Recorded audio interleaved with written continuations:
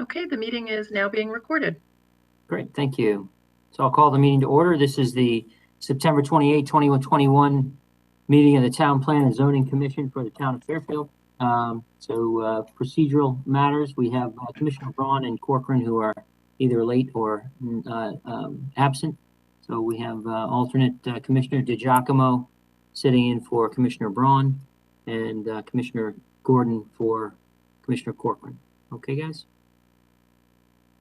So the first item on our agenda is bills and communications. We have the meeting minutes from both September 8 and September 14, 2021. I don't know why we can't do those together. You sure can, if you would like to. I just want to note that, Mr. Chairman, I did send late this afternoon a kind of a proposed corrected version of the September. Yes. Saw that. Thank you. All right. Can I have a motion? Move to approve. Thank you. Commissioner Francis, a motion to approve. And that's for both September 8 and September 14? Yes, the revised version. All right. And I see Commissioner Noonan. Second? Very good. Thank you. Any questions or corrections on the two draft minutes? Mr. Chairman, I was not present for the September 14th meeting, so I'll have to abstain on that one. Okay, well, then you're either going to abstain on the whole vote, which I don't really think is going to matter, because we're taking them up together. So unless you want to, for that purpose, move that we, ask that we withdraw the motion and take them up separately. Yeah, I'll abstain as to both, and yeah, like I said, I don't think it's gonna be of consequence. Anybody else? All right, all those in favor say aye or raise your hand. Aye.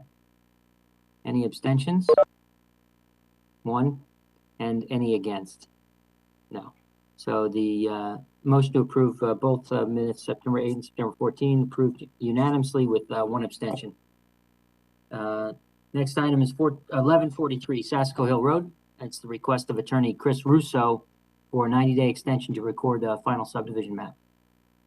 And Mr. Chairman, Jim Went for the record. This, you may recall that back on July 27th, the commission approved a 7-lot subdivision for this property, 1143 Sasko Hill Road, with several conditions. There is a bond that needs to be posted, and the applicant is requesting their first 90-day extension in order to get that in order to record the final subdivision map.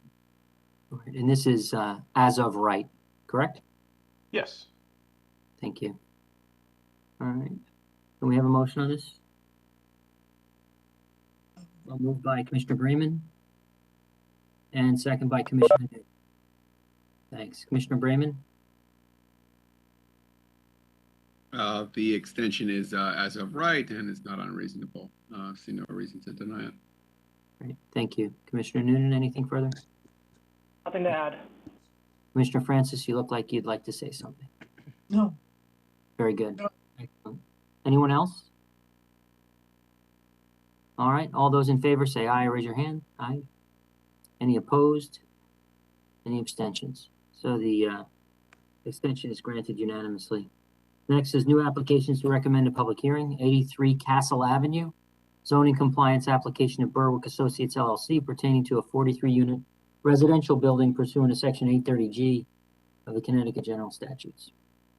I don't have anything to add to this, Mr. Chairman, other than the location is on the corner of Berwick and Castle Avenue, which is kind of behind, it's a corner lot, kind of diagonally behind the shopping center on Kings Highway where Town Fair Tire is located, just to give you a geographic location. Thank you. And we certainly want to have a public hearing on this. Commissioner Noonan, move to send a public hearing. Thank you, Commissioner Noonan. Second? Commissioner Levy, thank you. Any comments from anyone? Questions? All in favor of sending this to public hearing, raise your hand or say aye. Aye. Any opposed? Any abstentions? Okay, the item is moved to public hearing unanimously. Our next item is old business. 898 Oldfield Road, the zoning compliance and coastal site plan application of 888 Oldfield LLC pertaining to a 13-unit residential development pursuant to Section 830G of the Connecticut General Statutes, now revised to a 10-unit plan in the Residence B zone. Okay, Mr. Chairman, Jim Went for the record, as you just described. This subject property is 0.85 acres in size and is comprised of 2 lots that presently each have a single-family dwelling. A townhouse-style residential development is proposed as a set-aside development pursuant to 8-30G of the Connecticut General Statutes. Now, this project was originally conceived as a 17-unit project. During our code enforcement review, we raised some concerns regarding the amount of fill proposed and the proximity of certain of the buildings to the adjacent tidal marsh. Subsequently, the applicant revised the plan to address those concerns by revising the drainage plan to reduce the amount of fill, reduce the proposed number of units to 13, and move the buildings further away from the marsh. You do have a July 26, 2021 memo from Laura Pooley of the Engineering Department confirming that the plan revisions addressed her concerns raised at the code meeting. And then an earlier memo from Sarah Neefsey, the Wetlands Compliance Officer, that based on a review of a soil delineation report that no inland wetland permit was necessary for this application. Subsequent to the submittal of the 13-unit plan, the applicant has, as you heard at our last hearing, met with the neighbors and agreed to reduce the total number of units to 10. The 10-unit plan is comprised of 2 triplex townhouse buildings and 2 duplex townhouse buildings. All of the units have a single-car garage and utility room on grade with 2 living floors above and a partial loft mezzanine. All of the units are 2-bedroom units. The proposed building height is 34 feet to the roof midpoint. In addition to the 10 garage spaces, there are 11 surface parking spaces proposed for a total of 2.1 spaces overall per unit. As outlined in the revised affordability report, 3 of the 10 units will be set aside as below market rate units, 2 at the 60% income level and 1 at the 80% income level. During the hearing, we heard from traffic engineer, applicant's engineer, Michael Galante, indicating that the required driveway intersection site distance was 280 feet based on the 85th percentile speed. And the report indicated that 280 feet was available. During the hearing, the commission requested additional information to show what the maximum sight line would be, not just the minimum. And a subsequent report indicates that maximum sight distance to the east is 425 feet and 400 feet to the west. In addition to the reduction of units that the applicant is now proposing, they have also agreed to several conditions of approval in consultation with the neighbors should this application be approved.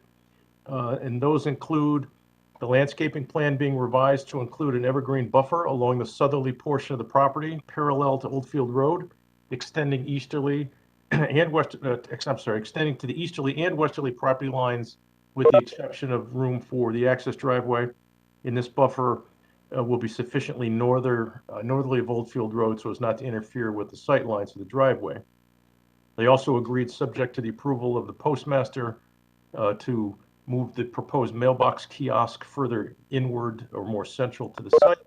And they've also agreed to provide landscaping for the proposed transformer pad. This property is in a 100-year flood zone, and as such, the buildings are proposed to comply with the FEMA flood elevation standards with proper first floor elevations. If approved, an additional condition we are recommending is that additional architectural details be provided to confirm the specific FEMA notes that we require prior to the issuance of final permits. There was also a coastal site plan as part of this proposal, and the staff report for that aspect of the proposal was previously submitted to the commission. And that report indicates that the plan is consistent with coastal management policies if the erosion and sedimentation control and landscaping plans are properly implemented. As this commission is well aware, the standards for review of an 8-30G set-aside development differ from a normal zoning application, and for a denial to be sustained, the burden is on the commission to prove, based on evidence of the record, that the decision from which an appeal might be taken and the reasons cited for it are supported by sufficient evidence of the record And further, the commission, as you know, has the burden to prove that the decision is necessary to protect a substantial public health interest, which the commission can legally consider. B, such public interest clearly outweighs the need for affordable housing. And C, such public interest cannot be protected by reasonable changes to the affordable housing developments. That is all I have at this point, Mr. Chairman, subject to questions. All right, thank you very much. May I have a motion on this item for discussion? Would any? Commissioner Noonan, what would you like to, how would you like to move? I would like to move to approve with the conditions stated as staff, which, if memory serves me, is at least the architectural point that Mr. Went made. And was there a landscaping point, Mr. Went? So could I suggest that we look at the third attachment to Mr. Went's email circulating the agenda, which includes what I believe are the conditions of approval that the applicant acknowledged during the public hearing. So I believe that document starts with the developer agrees. Correct. Yes. Okay. Yeah, there was, My motion to approve would include as conditions of approval those in the document, which I can recite if needed. So the So I may read developer, it. you may as well.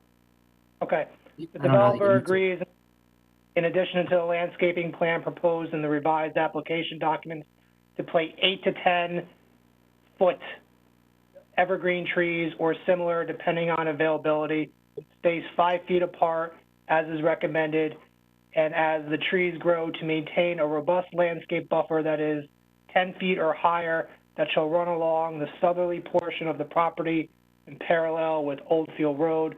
The landscape buffer shall extend from the easterly to the westerly boundaries of the property, except for the access driveway. The location of the landscape buffer may be adjusted by moving it further north from the southerly boundary of the property with Oldfield Road as is reasonably necessary to accommodate required sightlines for safety entering and exiting the development. Subject to the approval of the postmaster, the mail kiosk shown on the development plan shall be moved to an interior central location on the property and away from Oldfield Road. The transformer pad as shown on the revised plans located in the southeast corner of the property shall be landscaped so as not to be directly visible to off-site properties. And I believe Mr. Wen had noted an architectural condition as well to be added to that. Okay, excellent. Thank you very much. Anyone second that motion? Commissioner Berwick, thank you. All right, so Commissioner Noonan, you want to get us started? Thank you. Based on the evidence provided, I essentially saw no reason to deny based on the standards that are required of us.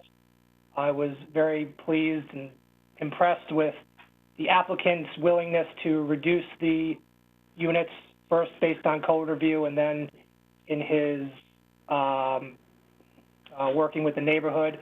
Thought it was essentially a great example of how 830G can really be used. My compliments to all the attorneys involved, the neighbors, and to the applicant. But ultimately, based on, in noting their approval, the neighbor's approval, and not seeing any evidence in the record to uphold the denial, I would move to approve. Very good, thank you. Commissioner Bramman? I echo Commissioner Noonan's comments. This commission has seen an awful lot of very contentious or controversial 8-30G applications, and with good reason, because these applications often involve issues that are contentious within the communities in which the development is proposed. Here, a potentially contentious 8-30G application through the efforts of the applicant from the neighborhood and their council was resolved in a way that, although perhaps not perfect for everyone, was acceptable to the community. And, it started out as a 17-unit development and then was reduced to 13 units and now 10. The application as proposed meets the standards under 8-30G for our approval. And the conditions that are agreed to by the developer and with the additional condition proposed by staff with respect to FEMA compliance are very reasonable and will hopefully lead to a project that will be a benefit to the community as a whole. Thank you very much. Any other questions or comments on this? Yeah, Commissioner Levy.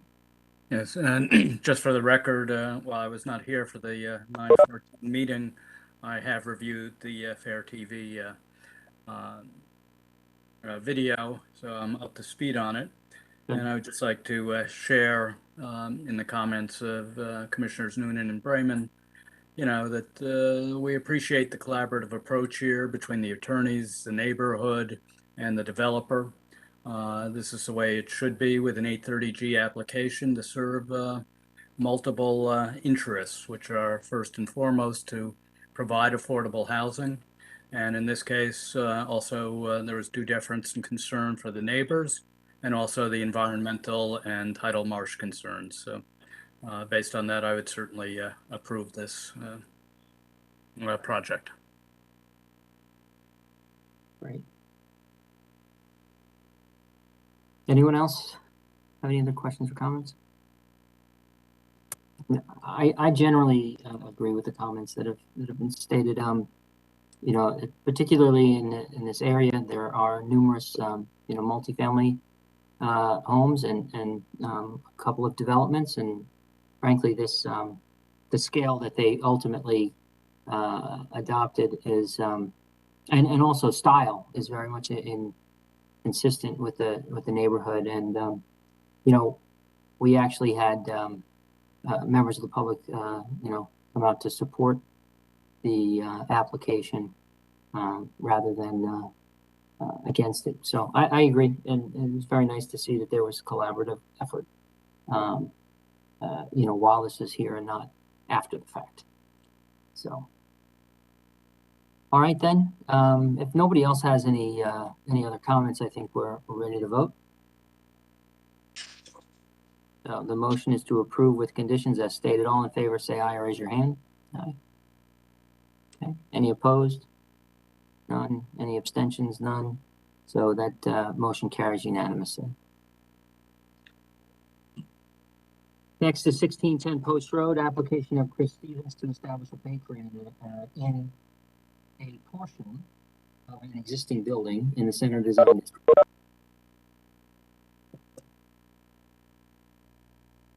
Mr. Chair, there's an item B for 801 Post Road before that. Oh, I apologize. Skipped right down there, didn't I? Very good. So item B is 801 Post Road, special permit application of Samuel Gardner, architect, pertaining to additions and alterations to establish a restaurant use in the design commercial district. Pizza Go. Okay. Mr. Chairman, Jim Went again for the record. This subject parcel is on the southeasterly corner of the intersection of Post Road with South Benson Road, and for many years was the site of a gas station and repair shop. The applicant is proposing additions and alterations to establish a restaurant use. A 15 by 27-foot kitchen addition is proposed on the easterly side of the building. A seasonal dining porch is proposed towards South Benson Road, and a 150 square foot patio for additional seating is also proposed in the front of the building. The existing curb cut on South Benson Road is to be eliminated and replaced with a concrete curb and sidewalk. The Post Road driveway aprons, sidewalk, and curbing are also to be replaced. As you heard during the hearing, in February of this year, the Zoning Board of Appeals granted a variance with respect to the reduction of setback for the additions that are proposed from both the side property line and from South Benson Road. And there was also a variance granted to reduce the required parking from 20 spaces to 10. A previous plan had been presented to the commission in May and was ultimately withdrawn before the commission got to deliberate on that plan. The present plan has been revised, has revised the parking layout for better maneuverability and has reduced the patron area proposed such that the total number of parking spaces required has been reduced from 20 spaces under the previous proposal to 14.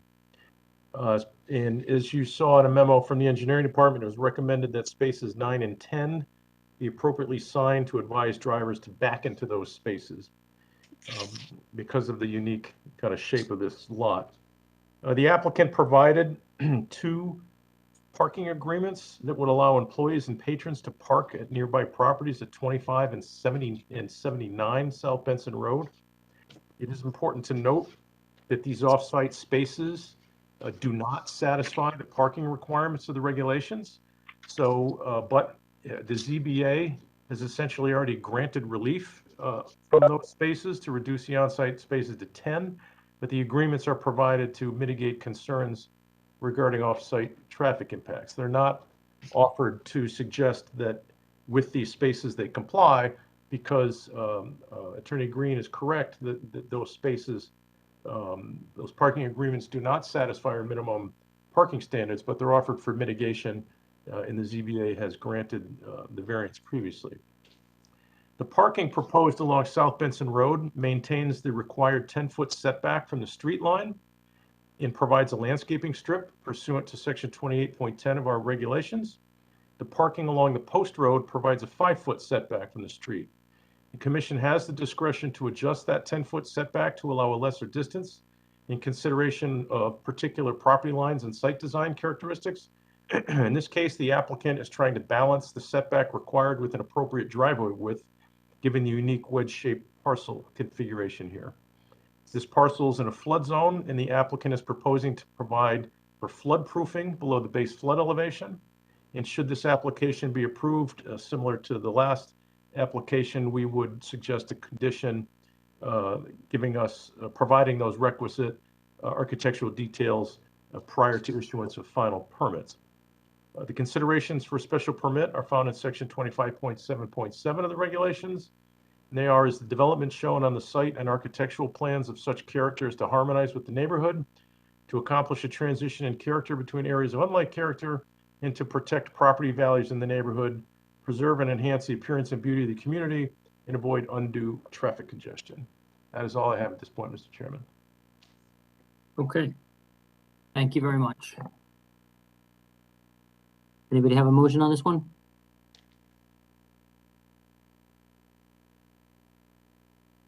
Commissioner Noonan.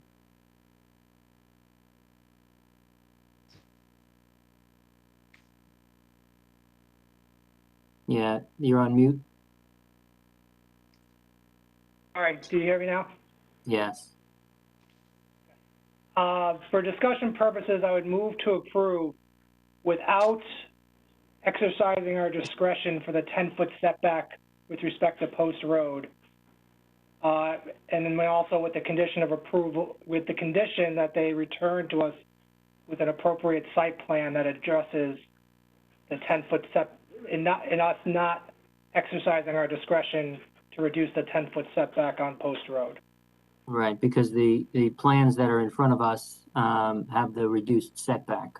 And you'd like to approve that in full compliance with the regulations and see a site plan that is adjusted for that. Yes, I think that's, Mr. Wen, did that make sense? I think I got it through, but I just want to make sure. Yes, I understand what you're saying. I just want to clarify, because there are really 4 spaces along, or I'd have to pull up the site plan, but at least 3. There are 2 parallel spaces that are parallel to the road, and then there's the first parking space. I want to say it's space number 9, that is partially within that setback. I just want to make sure you're talking about all of the parking spaces or the 2 parallel spaces. Well, I guess in saying that it's the setback, whatever parking spaces are caught up in would be caught up in that, I guess. Okay. Whether it's 2 or 3, I'm not going to be in a position to make that determination without a site plan. But that's, as I said, for discussion purposes, the motion I would put on. Got it. Okay. Can I have a second to that?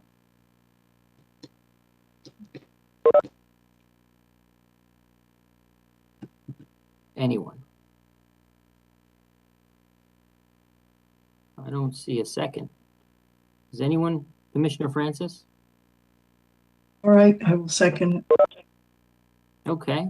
Well, second by Commissioner Francis. Nobody's twisting your arm. Yeah, the motion's on the table now, open for discussion. I mean, I think, Commissioner Noonan, I understand your point.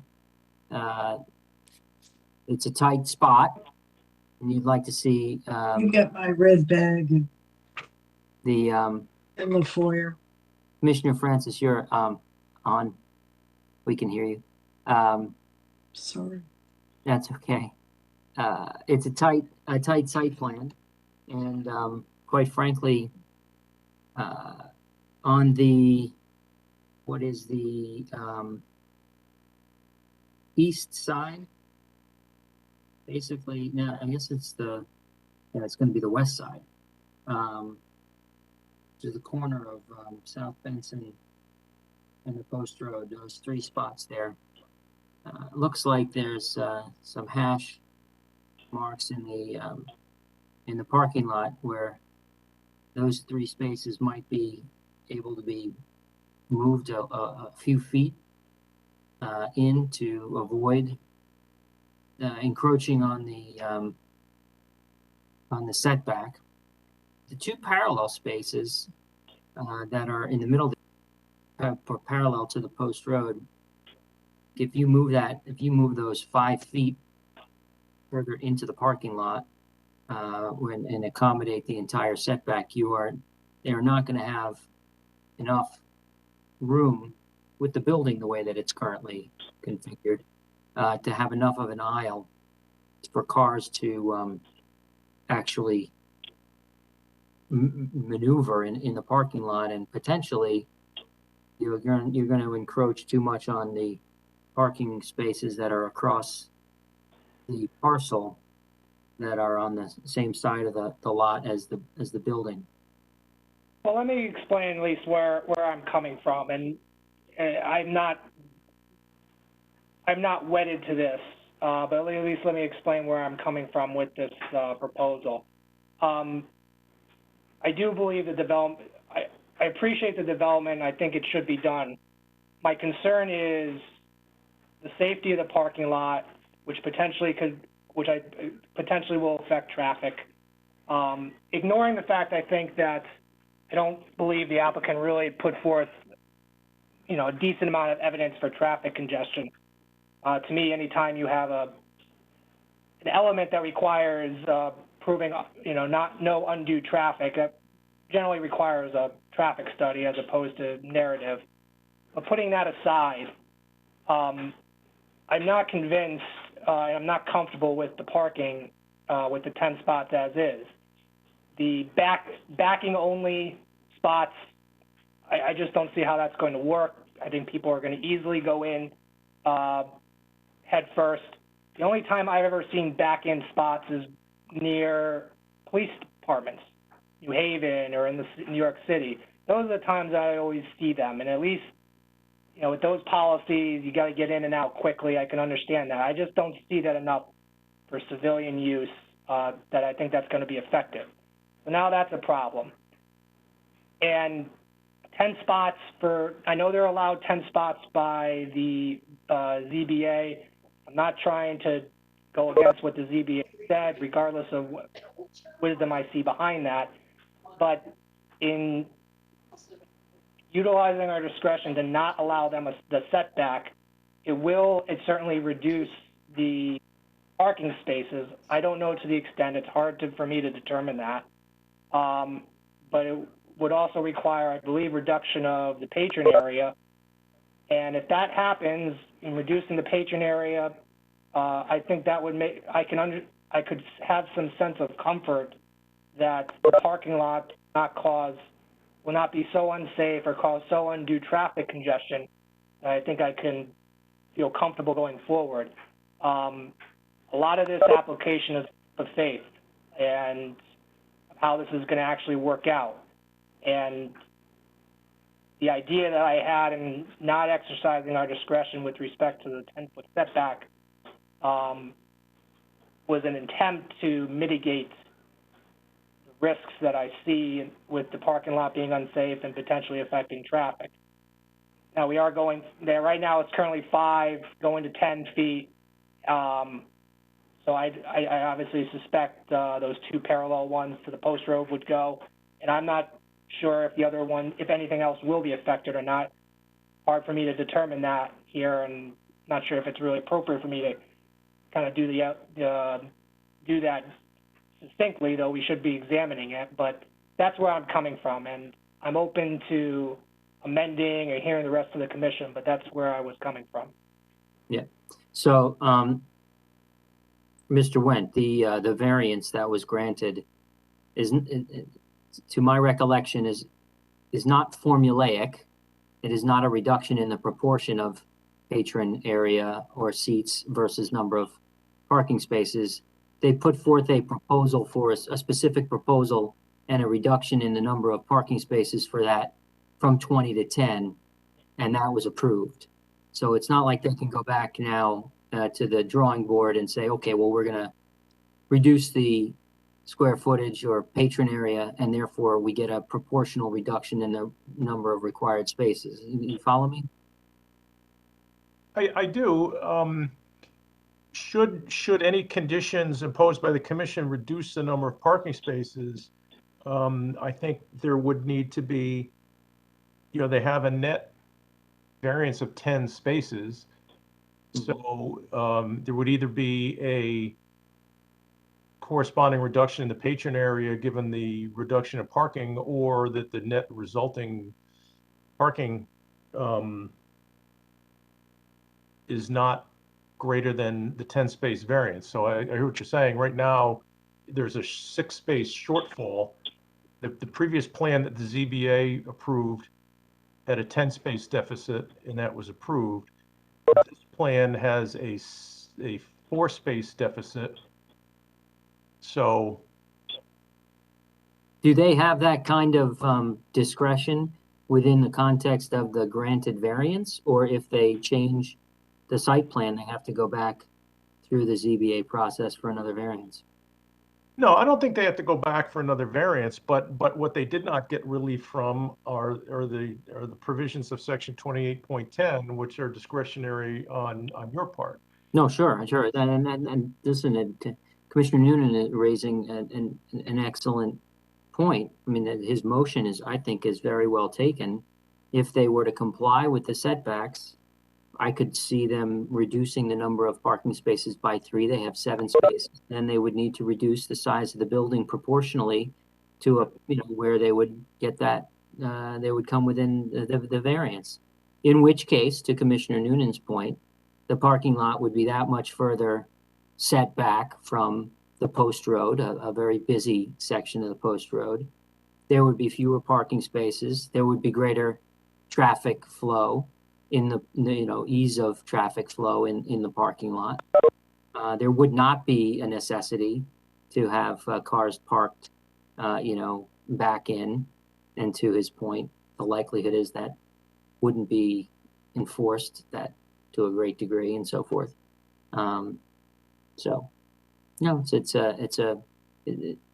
I was concerned that perhaps the conditions of the motion were essentially either a death knell or a requirement. It would have required them to, go back through the ZBA process, which would have obviously was not guaranteed, but also time and expense and so forth. Yeah, just to reiterate, Mr. Chairman, it would be my opinion that if there is whatever spaces are eliminated as a result of the conditions would need to result in a corresponding, as you stated, a corresponding reduction in patron floor area, such that that revision would not need to be made revisited by the Zoning Board of Appeals. Right. And that doesn't affect the proposed outdoor dining of the porch, right? I mean, that's simply, ancillary, and that size it does not bear a relationship necessarily to the patron floor area, in the building. Well, it does. There's the first 150 square feet of seasonal dining does not require any additional parking, but they have a porch in addition to that. So they could, if there is to be a reduction in patron space, it could be done either via making that seasonal patio smaller in combination with the interior floor area being smaller. Yeah. And frankly, that's not, we're not here to design it. I think we're here to make sure that the proposal is safe and effective. So, all right. Well, thank you for that. Other commissioners, questions, comments? We've been doing a lot of talking on this one. Commissioner Brayman? Yeah, I think that the concerns that the chairman and Commissioner Noonan have expressed about the undue traffic congestion portion of our, of the requirement that we have to find is met under the special permit criteria are sound concerns. We're dealing with an area of town that's already quite congested. South Benson near the Bob's property. We're obviously mindful of what the ZBA has decided, but we have to undertake our own independent review of whether there's undue traffic congestion. There has been no traffic study. It's not strictly a requirement of the special permit criteria, but it's a way that the applicant could have satisfied their burden of demonstrating that they met the criteria. We don't have that comfort. The parking, the additional parking that's proposed was helpful in terms of trying to increase our comfort level with this. But the parking agreements are terminable at will, so they could be, the additional parking could be lost tomorrow. And the additional parking is also disconnected from the lot. And it's unclear exactly how the additional parking would be used to alleviate, the potential problems with vehicle passage on the existing relatively tight lot. I agree that requiring patrons to back into two spaces, which is required for safety for the spaces 9 and 10, according to Ms. Pooley, is less than ideal, to say the least. It seems to be relatively impractical for a restaurant use. I am intrigued. I hadn't thought of the idea of requiring a 10-foot setback on the post road as opposed to 5-foot setback as potentially requiring a redesign that would alleviate some of these concerns. I guess I'm open to that. Gaming this out, I suppose the idea is that if the 10-foot setback required by the regulations is imposed, then the restaurant has to be reduced in size, patron area has to be shrunk, fewer parking spaces, no backing in only spaces, perhaps, fewer spaces required, fewer spaces provided. And would that alleviate the concerns? Would that be an ultimatum that the applicant could not meet? I mean, I do think, looking at this from 30,000 feet, I do think that replacing this unused gas station with a restaurant use that has succeeded in another Connecticut town is a good idea, and one that's worthy of pursuing. But the issue is, how can we become comfortable with the traffic issues? And I am amenable, all things considered, I'm amenable to requiring strict compliance with the 10-foot setback. Yeah. So let me just speak to the parking arrangements that you just mentioned. The off-site, those parking share arrangements. So those to me are irrelevant. I understand why the applicant put those up for our consideration to ameliorate some concerns about overflow and the like, but the fact of the matter is the ZBA granted a variance on the number of spaces required for the for the proposed development, and that's what they have sought to provide. Now, in order to do that, they need a further discretionary adjustment of the setback on the post road, which, you know, sounds like, you know, we're not willing to grant, which would then also have the, you know, the ancillary benefit of reducing the number of parking spaces, which would cause a reduction, and then, you know, the square patron floor area, and it would be a smaller, more manageable, you know, development, right? So, but those parking arrangements, terminable at will, totally irrelevant. And so, you know, I for one am really largely disregarding them. I do think that it is a very interesting concept here, and I don't know whether it would make sense for the applicant, but, you know, all things considered, if compliance with the setbacks forces the removal of these two parallel spots and one of the three spots on the west side at the corner of South Benson and the Post Road, you wind up with a parking lot that is much more easily navigable. You don't have to have these cars that have to, you know, back in. It's a smaller operation, and you know, that obviously would have that much less of an impact on, you know, surrounding traffic and such. But I also want to say I agree wholeheartedly with both of Commissioner Brayman and Commissioner Noonan.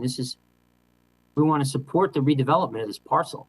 I mean, right, it used to be a service station. It's been fallow for a long time, you know. This restaurant, a pizza restaurant, you know, with some outdoor dining and the porch and so forth. I mean, I would really like to see this happen, you know, so. Commissioner Noonan? Yeah, and that's been half the problem I faced is, with this, is balancing the idea that you want to develop this area, this parcel in particular. You don't want to have an issue where we pass up on something and it just stays vacant and like this for the next however many years. With this idea that I think mitigates the concerns we've discussed, the only thought I had while listening to everybody is if anybody thought it was wise after hearing what we've discussed and maybe where we're heading, and I'm not, you know, speaking at least for myself, I won't speak for the rest of the commission as far as where they're heading, but maybe is it worth withdrawing the motion, moving to table, let the applicant, in hearing what they had to say, consider what they want to do next, because the hard part is I really, you know, I'm comfortable with making the decision tonight based on what I've said.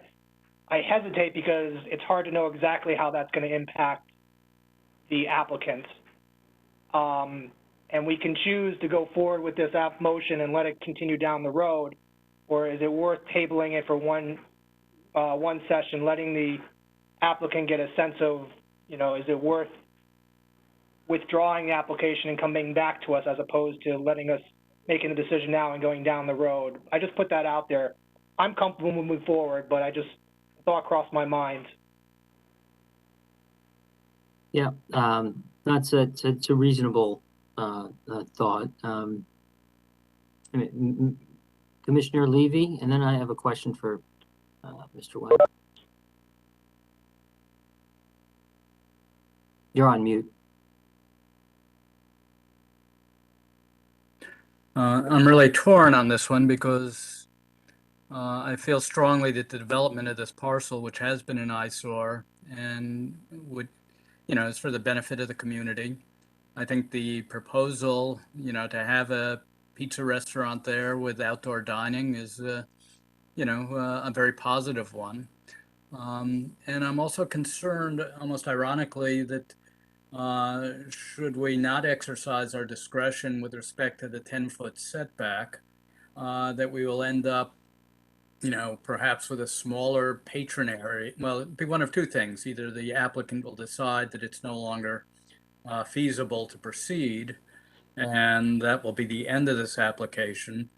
Or alternatively, they may reduce the patron area, but to the extent that there's going to be likely a large amount of takeout, that in itself would not reduce the amount of congestion or need for parking. And we'll end up with basically 7 spots instead of 10 to deal with the same amount of traffic. And I don't think we can table it or move to reopen the public hearing. So I'm torn. That's, Well, certainly can't open the public hearing. The idea, I guess, would be. but I'm. Sorry, I interrupted. Yeah, no, go right ahead. I'm interested in your view there. Commissioner Noonan? No, I'm sorry. I mean, certainly can't table to reopen the public hearing. I guess the question is, it would be tabling to let the applicant decide what best to do, either to let us go forward or maybe withdraw and come back with something else, hearing what our comments are. Yeah, interesting. So, Mr. Wendt, what is the timeline on the statutory deadlines? Well, you have until the 18th of November to make a decision on this, so you're not required or pressed to decide this tonight. Having said that, I don't know the tabling it.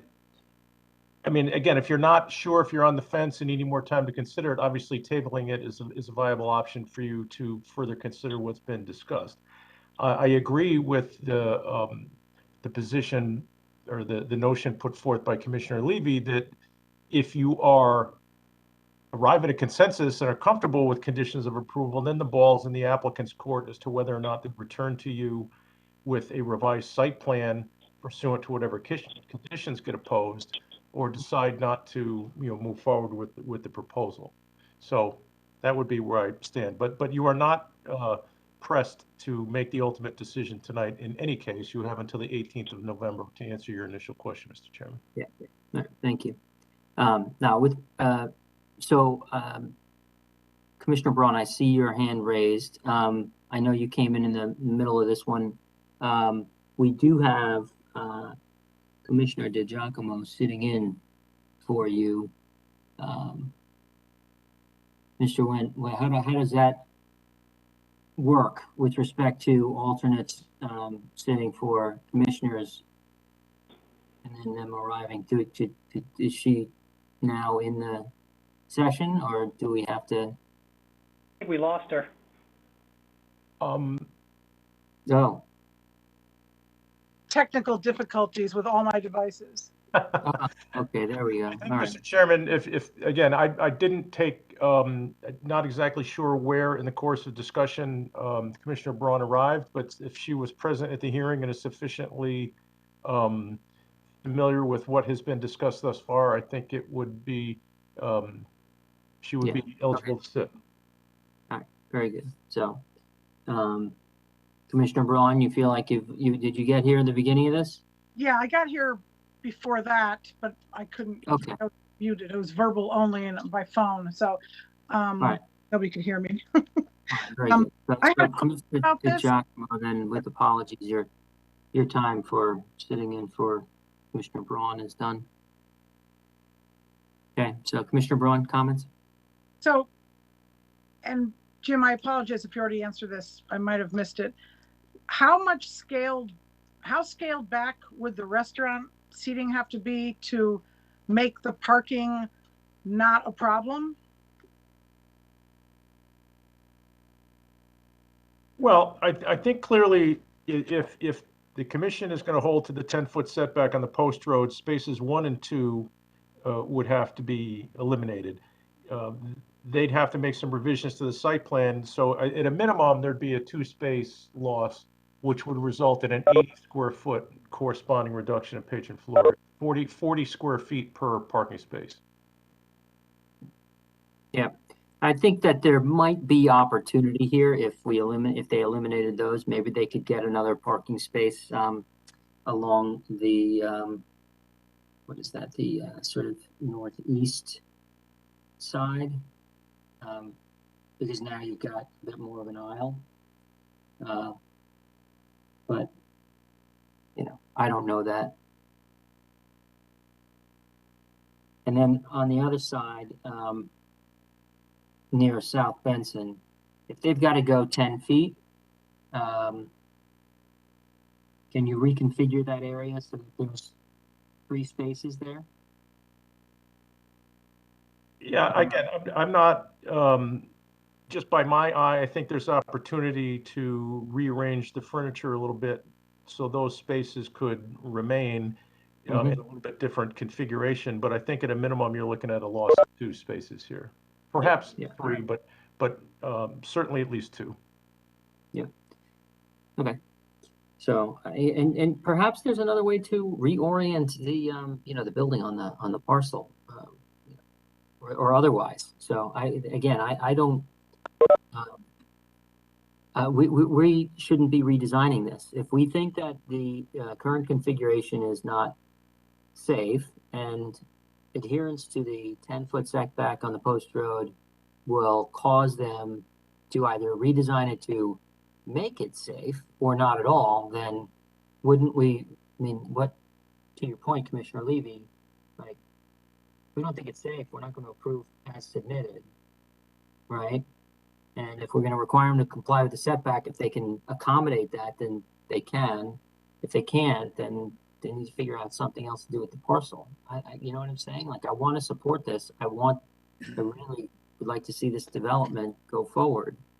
But at the same time, got some serious concerns about the flow inside this parking lot.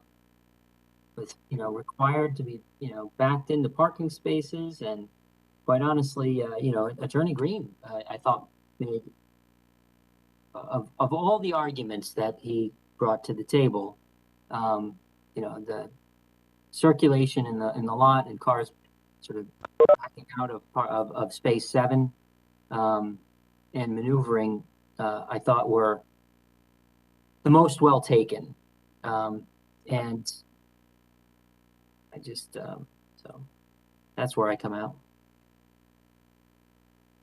I'll note that the applicants. Oh, sorry, Commissioner Brayman, go. No. Finish your thought, Commissioner. Sorry to interrupt. I believe the applicant's attorney had said that the back-in spots were needed for the parking lot to be safe, either because it's not based on the engineer, just how it was configured, and it was that struck home. I just don't think that people are going to back in. If they're not going to back in, and that's required for it to be safe, I have a problem with that, right? Yeah. Commissioner Brayman.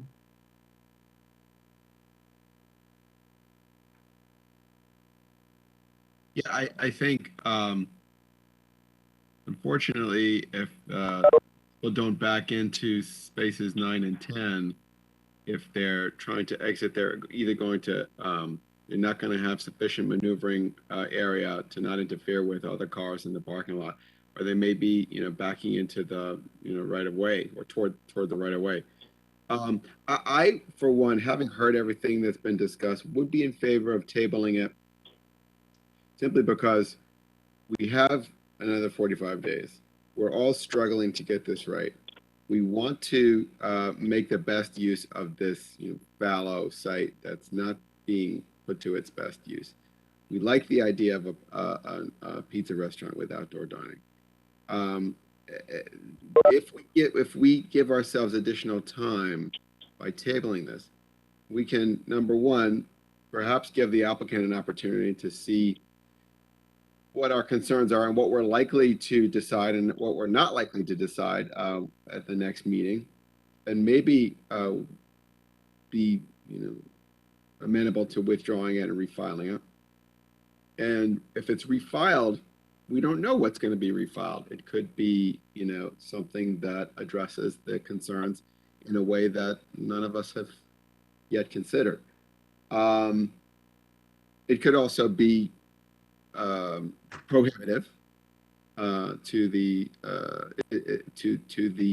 design of, or to the use of the space as as intended, if we impose the condition we're thinking of imposing. But the additional time may also allow us to think through further some of the implications of the limitation we're thinking of, and whether it's best to approve it with the condition of requiring a 10-foot setback from the post road, to deny it outright. What are commissioners who think that there's a way in which the design could be approved as presented? But I don't see a tremendous downside under the circumstances to tabling it. Yep. No, I would tend to agree. So, because it's either that or, well, yeah, I tend to agree. Yep, Commissioner Noonan. Yeah, I think the extra time for us to consider the implications is helpful, and if the applicant does something, that's fine too. But the conditions, it's a different condition than we're used to. We think you have a handle on what's going to happen, but it's not like just asking them to plant trees. So I'm settling into the idea of doing the tabling at this point. So I would withdraw my application to approve, and should Commissioner Francis agree with that, I'll make a motion to table. Mm-hmm. Commissioner Francis, you agree to withdraw the motion? Yes, the parking is a problem, and the setback. And developing the space would really be great. It's been an eyesore for a long time, so I hope the applicant can move the kitchen in or something and gets more parking, because he does have to come up with the 10 spaces and yet be 10 feet off the post road. So yes, Well, Commissioner Newman. Has to come up with 10 spaces for the size of the building and dining, the patron area that it is today. That's not to say that he couldn't come back with a smaller building and fewer parking spaces, which is what we're talking about. So you agree to withdraw the motion. That's been removed. Commissioner Noonan, you have a motion? I move to table. Motion to table. Can I have a second? Second. Second by Commissioner Brayman. Thank you. All right. All in favor, signify by saying aye or raise your hand. Aye. Any opposed? Any abstentions? All right. So the 801 Post Road is tabled unanimously. Next is zoning compliances. 1610 Post Road. Application of Chris Stevens to establish a bakery in a portion of an existing building in the Center Design District. Okay, Mr. Chairman, Jim Wendt again. For the record, the applicant is proposing to convert a portion of an existing building from retail to a cupcake bakery. This is a permitted use in the Center Design Districts. There are 10 parking spaces attributed to this space, which allows for 440 square feet of patron space. The proposed floor plan indicates 350 square feet of patron space for seating. And this site has a total of 23 parking spaces available, and that is all I have at this point.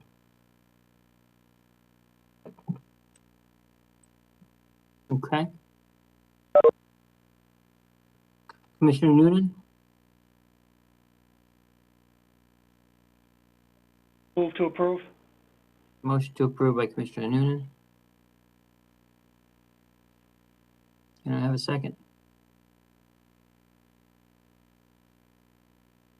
Anyone? Second by Second. Commissioner Levy. Thank you. Okay, Commissioner Noonan? Mr. Went, based on what I saw, this does meet our regulations, does comply with our regulations. Yeah, that is my opinion, yes. Based on that, I would move to approve. Very good. Complies with our regulations. Commissioner Levy, any comments? Nothing further. Anyone else have any other questions or comments on this? This is pretty straightforward.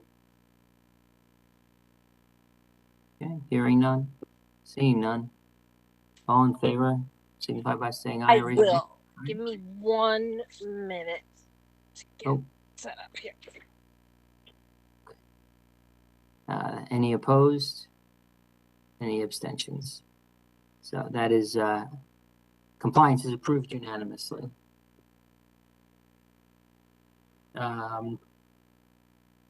Next item on our agenda is a public hearing.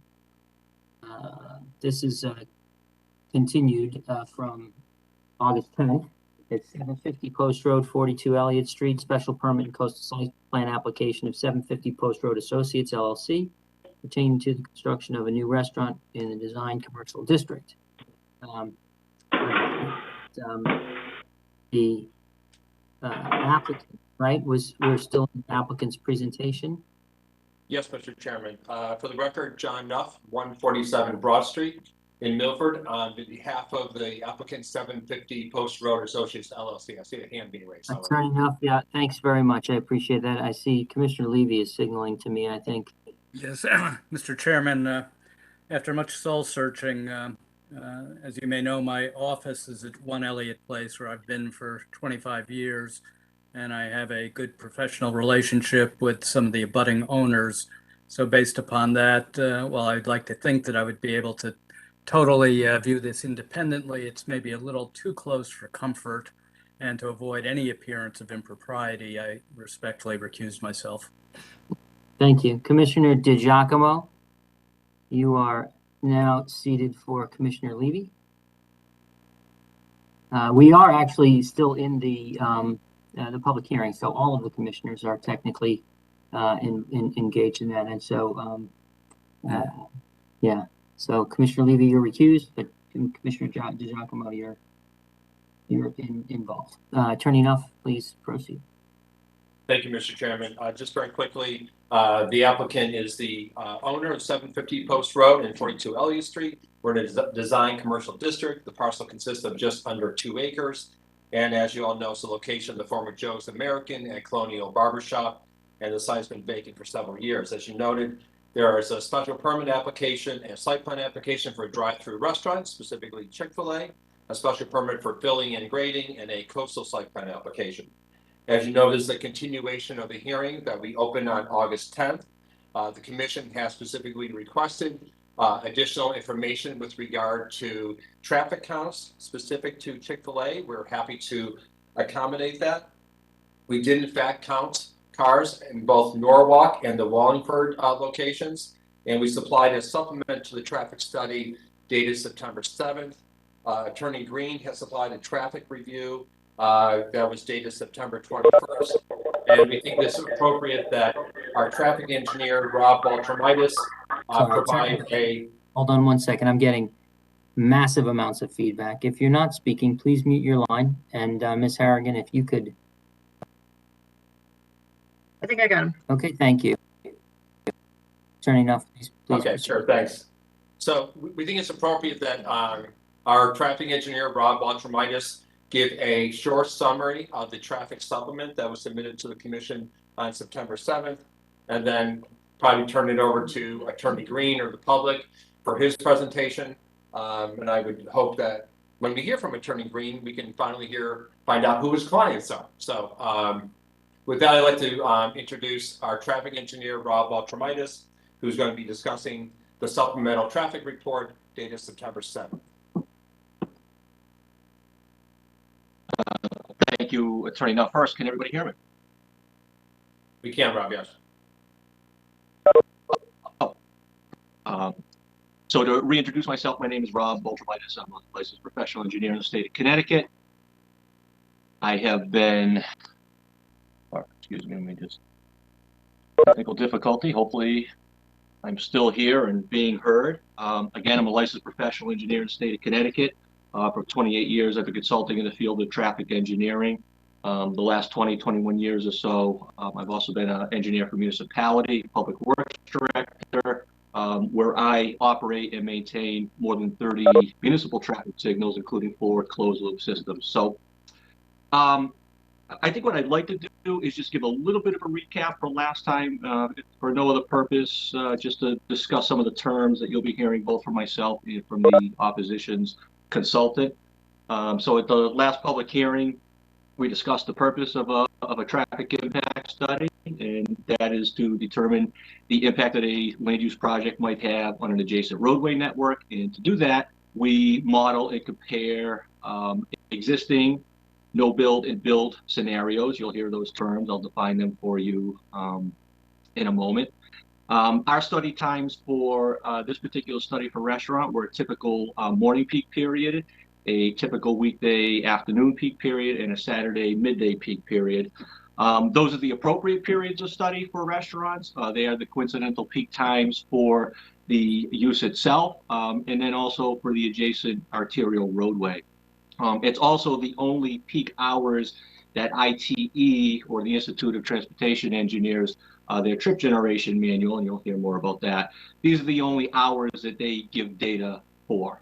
So they are the appropriate hours for us to study. The intersections that we studied as part of this report, 2 signalized intersections. It's Route 1 at Route 135 North Benson, opposite South Benson. The other that's west of our site, or south on Route 1, if you will. The other signalized intersection is Route 1 at Fairfield Center, opposite Belmont Street. That is located east, or Route 1 north of our site. We also looked at unsignalized intersections. We have Elliott Street at North Benson Road, Elliott Place at Route 1. And in the build scenario, we also evaluate our 2 site driveways. One is a full access driveway onto Elliott Place. The other is a right turn, enter, and exit only onto Route 1. So I mentioned we'd be comparing scenarios with existing no build and build conditions. So let's just describe that for a moment. Existing volumes, those are the volumes that are out there today. So we took our volumes, we actually got them from DOT. DOT did count in 2019 for the Route 1 Circle Planning Study. They adjusted those counts for a 2020 year. They are, they were conducted at a time before COVID, and they were provided to us for our study. We supplemented those counts with our own manual counts at the unsignalized intersections I mentioned to you. And then what we did is we balanced our unsignalized counts to match the higher DOT volumes. The important thing to understand here is we then took all of our existing volumes, we submitted them back to DOT, to the Office of Policy and Planning. They reviewed our numbers and they have approved our numbers. So, we're at least starting from a point where our existing traffic volumes are appropriate base volume for analysis, and they are not lowered volumes by COVID or any stretch. So the next term was no build volumes. No build is existing traffic volumes at the time of project completion, but it doesn't include our new site traffic. So I think last month I gave you an example. If we had a project that was going to take 5 years to construct, we would want to know what's the existing traffic going to be 5 years from now. That is what you call no build. Our no build scenario includes traffic. It's appropriate to include traffic for projects that are approved but not yet constructed. We don't really have that in our study area at this time. But we do have the present lights out or vacant Joe's American Bar and Grill. So the background volumes do include a small amount of traffic that would have been associated with that. Our 2020 volumes were grown to reflect a 2021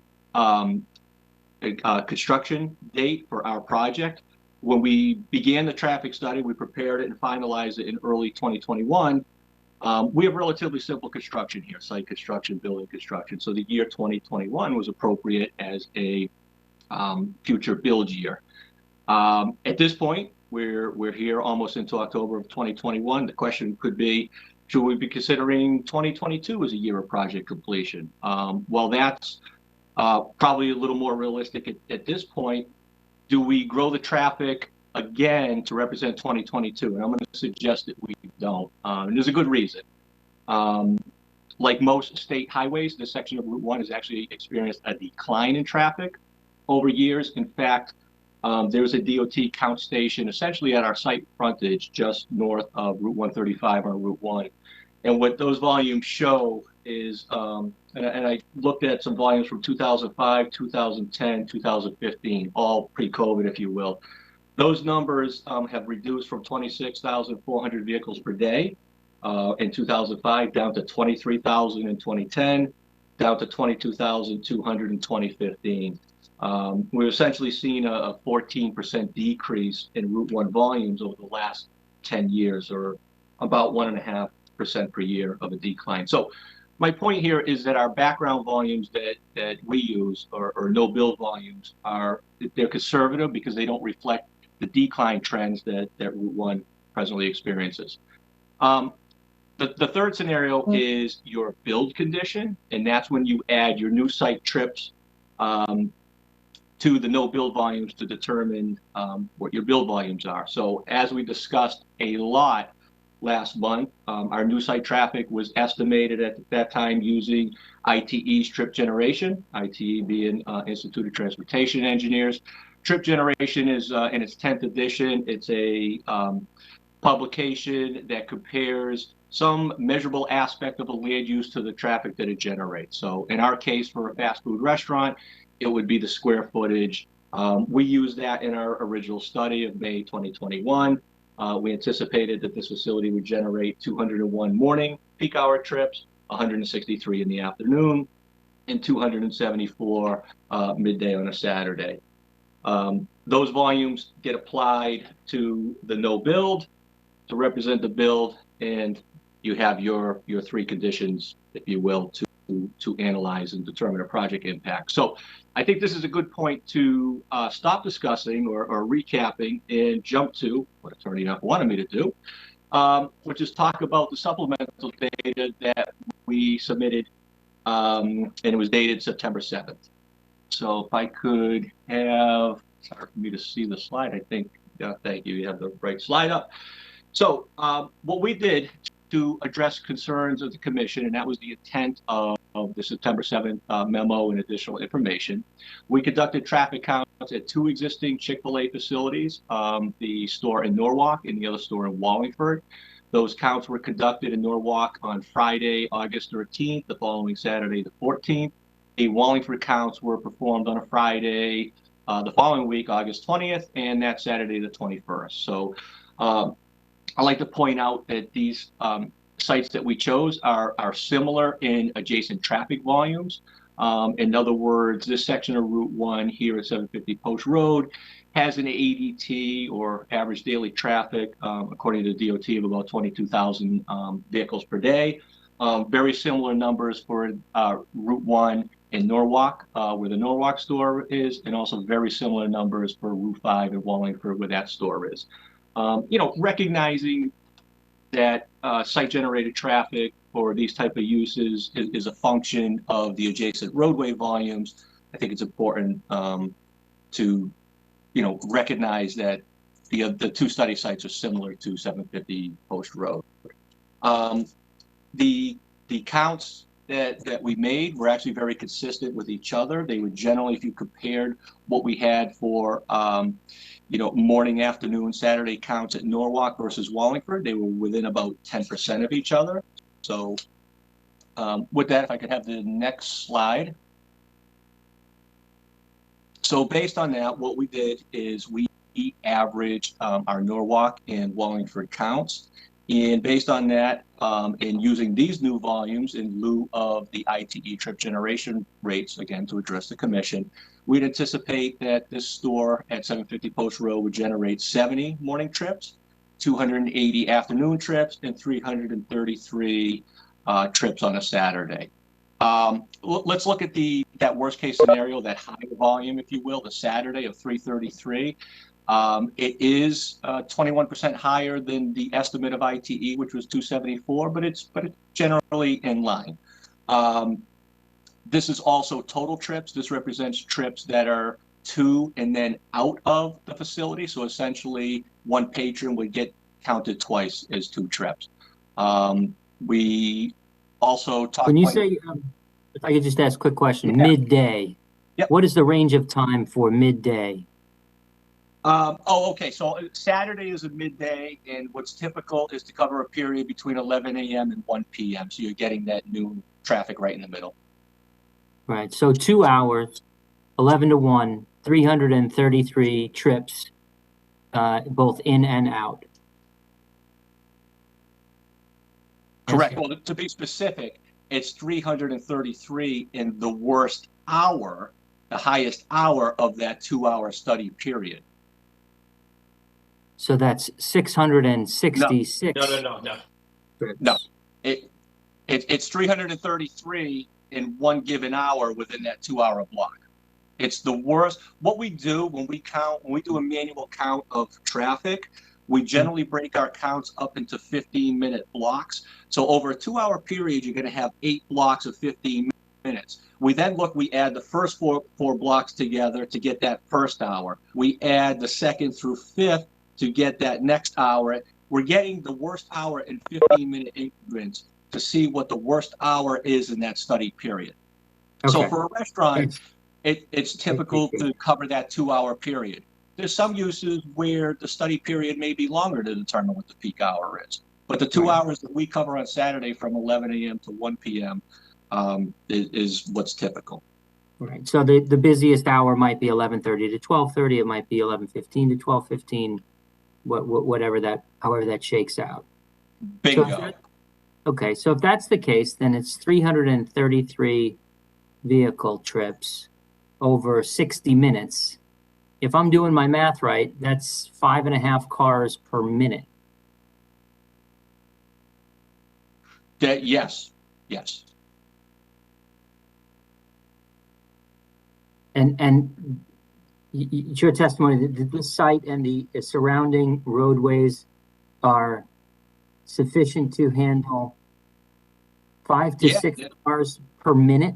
It will be my testimony. It will be my testimony, but you got to let me get there. So of that 333, we got to recognize that there's a fair portion of those cars that are already on the roadway. Those are your pass-bys. They're not new to the roadway. They're already on the roadway. The other thing is, and it's very important to recognize, those are total trips. So if you're a patron, let's say, we'll take your example of 11:15 to 12:15. That's the worst case scenario. You showed up at 11:20 and you left again at 11:40. You've been counted twice. All right, even though you're one customer. Right, because it may be one customer, but it's one trip in, and then it's one Correct. trip. Right? Yeah. So you got it. That's typical, right? So it's basically a car coming and going out of this parking lot every 6 seconds in the busiest in the peak hour. No, I think that's a little aggressive. I think that's a little aggressive every 6 seconds. So if it's 5.5 divided by 60 seconds, that's 0.01. I mean, I'm doing 333 divided by 60, 5.5 cars a minute. A minute, yes. 5.5 cars a minute. One every 11 seconds. Thank you. One every 11 seconds. Okay. And I like what you're doing because I typically go there myself in a presentation where, traffic arrives randomly. But what I like to do is break that down and say if it arrived uniformly, this is what it would be. So I think we'll get there, quickly in this this presentation, if you will. And so it's your view that is the most busy at the site would be. Yeah. So that's well, exactly. That is of the peak hours that are considered for restaurants. That morning weekday, that afternoon weekday. In this case, and it was also true with the ITE rates for the original study. Saturday midday is really your worst case scenario. So, you know, while we're looking at these other study periods, if you wanted to focus on the Saturday because it's the worst case, I think that's fair enough to do. Well, I mean, if I got to pick one to think about, I'm gonna Okay. likely look worst case scenario, right? Absolutely, I like that. I like that. All right. So one of the things that we stated in our September 7th memo is we felt, based on Chick-fil-A operating as many stores as they do, understanding their sales trends, seasonal trends, et cetera, that we counted in August, and we know it's a very conservative time to count. And being 100% candid, you know, we considered it. We said, okay, we have time in this public hearing application. Geez, if we wait a couple weeks, volumes are going to drop off. It's in our favor. We chose not to do that. We chose to count in a time where we know our volumes are our highest, and to demonstrate that. So we made that statement. What we ended up doing back in September is conducting additional counts, manual counts, at both of those study sites again.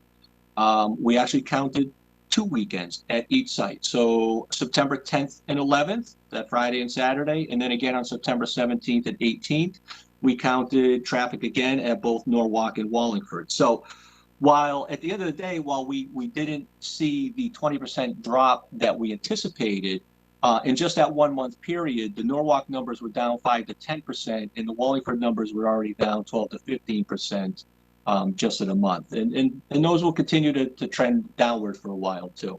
So, and the whole thing is really a moot point because our analysis that we submitted uses those August numbers. We're using the worst case scenario as a conservative approach. All right, so we really can't talk about new site traffic without talking about the term pass by.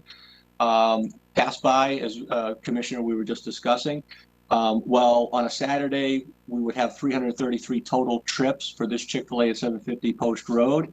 Not all of them are new to the road network. So we call those pass-by trips. They are trips on the roadway.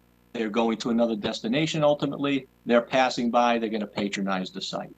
Now, at the original traffic study, we used a pass-by rate of 20%. That's typical CONDOT procedure, particularly when you're using ITE trip generation rates, because those rates are estimates and not necessarily specific. And I'll give you well, I'm going to give you an example in this case. As you know, we used a fast food rate. Well, that fast food rate could be used for a McDonald's store, a Wendy's store, a Tim Hortons, you name it. So because there's so much fluctuation between those brands or operators, you would tend to use that lower pass-by rate of 20%. It just helps cover the gap that you might get in those ITE estimates. Well, in this analysis, of course, we're using actual Chick-fil-A numbers. It's very user-specific, it's site-specific. So we feel it's appropriate to also use a pass-by rate that is more specific. So while the 20% of DOT is super conservative in a case like this, the industry recognizes, ITE, that for fast food restaurants, pass-by rates are as high as 50% or higher. So we split the difference at 33%, and we feel that it's appropriate. Again, we're using specific volumes. We want to use a specific pass-by rate to represent what's actually happening here. So in applying the site volumes to the no-build volumes to determine full build, there's a couple other things I want to talk about. One is we're using a distribution pattern that uses the Fairfield Center traffic light just north of our site. We feel this is appropriate. Fairfield Center is a major traffic generator. It has an OSTR certificate. That certificate requires the plaza to keep all of its access points from Elliott Place open. Technically, there are 4 access points from Elliott Place to the plaza. The northmost is at the end of Elliott Street. There's 2 through the one Elliott Place office building, and a 4th one located just to the north side of the Hertz rental. So, and I've done a lot of observation and counts out there myself. I noticed people cutting through there just to utilize the traffic light in lieu of Elliott Place. And you know, that's going to be a main point of our application and our discussions, I believe. But we do use that as a way to distribute our traffic. We talked a lot last month about many places in Fairfield and really in Fairfield County where I-95 gets used as an alternative to Route 1. While I think that's very realistic for our egress traffic to actually use the convenience of I-95 on North Benson Road, we didn't take any credit for that. We're applying all of our traffic to our study intersections to make that conservative approach. But I think we have to recognize that I-95 is a very convenient alternative to ultimately head northbound. Our build condition, we also it's based on a signal timing improvement, and I think we need to talk about this quite a bit. We had a lot of discussions last month about what this is and how it could be implemented. So one of the things that our engineering team recognized is that operations, particularly at Route 1 and North and South Benson Road, could be significantly improved, even with our site traffic, by a simple retiming of signal phasing. So what does this mean? So basically, at the end of the day, what we're trying to do is to better allocate the green time for existing phases to give preference to the heavier traffic movements. I mean, that is traffic engineering 101. Let's see, is Matt, are you doing my screen? I think we're off this sheet. Maybe you could go to the next one if I can see correctly. Thank you very much. Okay, so this is just regarding the signal timing. For a moment? Are you doing this one now, signal timing modification? Yeah, this is what I'm discussing now. Right. Okay, thanks. Okay, so again, what we're doing here, this is traffic engineering 101. We're reallocating the green time that we have at that intersection to give preference to the heavier movements, move more traffic, decrease the overall delays. The signal timing that we're proposing, it does not alter the phasing, it does not alter the light sequencing, and it certainly does not alter the overall cycle length. Those three things that we're not altering, if we were altering any one of them, we could have the potential of having an adverse impact on an adjacent traffic signal as part of this coordinated system. But we are not. We are not going to have an adverse impact on an adjacent traffic signal. In fact, when we get to the analysis, I'm going to show you that we actually, for our other study intersection that's signalized, Route 1 at Belmont and Fairfield Center, we actually have a slight improvement just because Route 1 is being progressed better. Can you just pause there for a moment? Sure. And explain to us how you reallocate green time without altering signal phasing, signal sequence, or signal cycle length, and where you would reallocate that green time so as not to impact any other intersections. Fair enough. Next slide, please.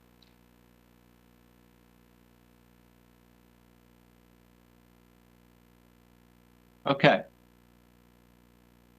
Well, Commissioner, your timing's perfect. So what you're looking at here is this is the phasing sequence, and this is taken right from the DOT's record traffic control signal plan for Route 1 at Route 135. This is how the signal presently operates. So starting at the top, we're going to call this the first phase, if you will. So depending on traffic demand, this light, so north is up the page. Let me just explain that. So if you can look at those three boxes, here's what's going to happen.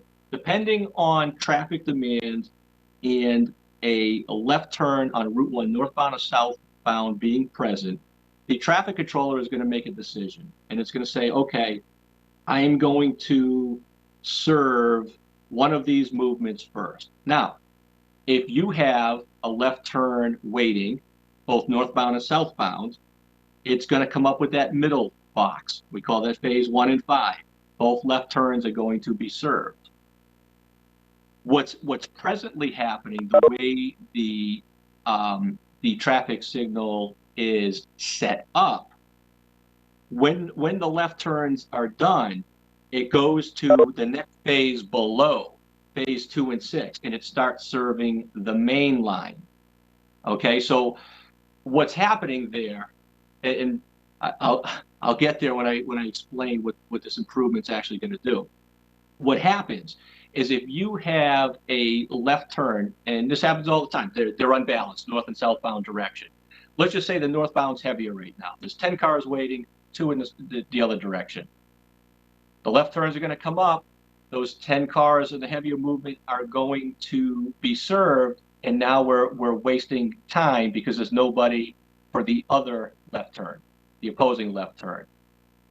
That times out, or the demand goes away, it goes to the next phase, phase 2 and 6, start serving the main line. After that, if there is a PED call, it has to be actuated. There actually has to be a PED demand. Phase 3 will come up, which is pedestrian phase. If not, it's going to skip to phase 4, which is going to serve 135 southbound.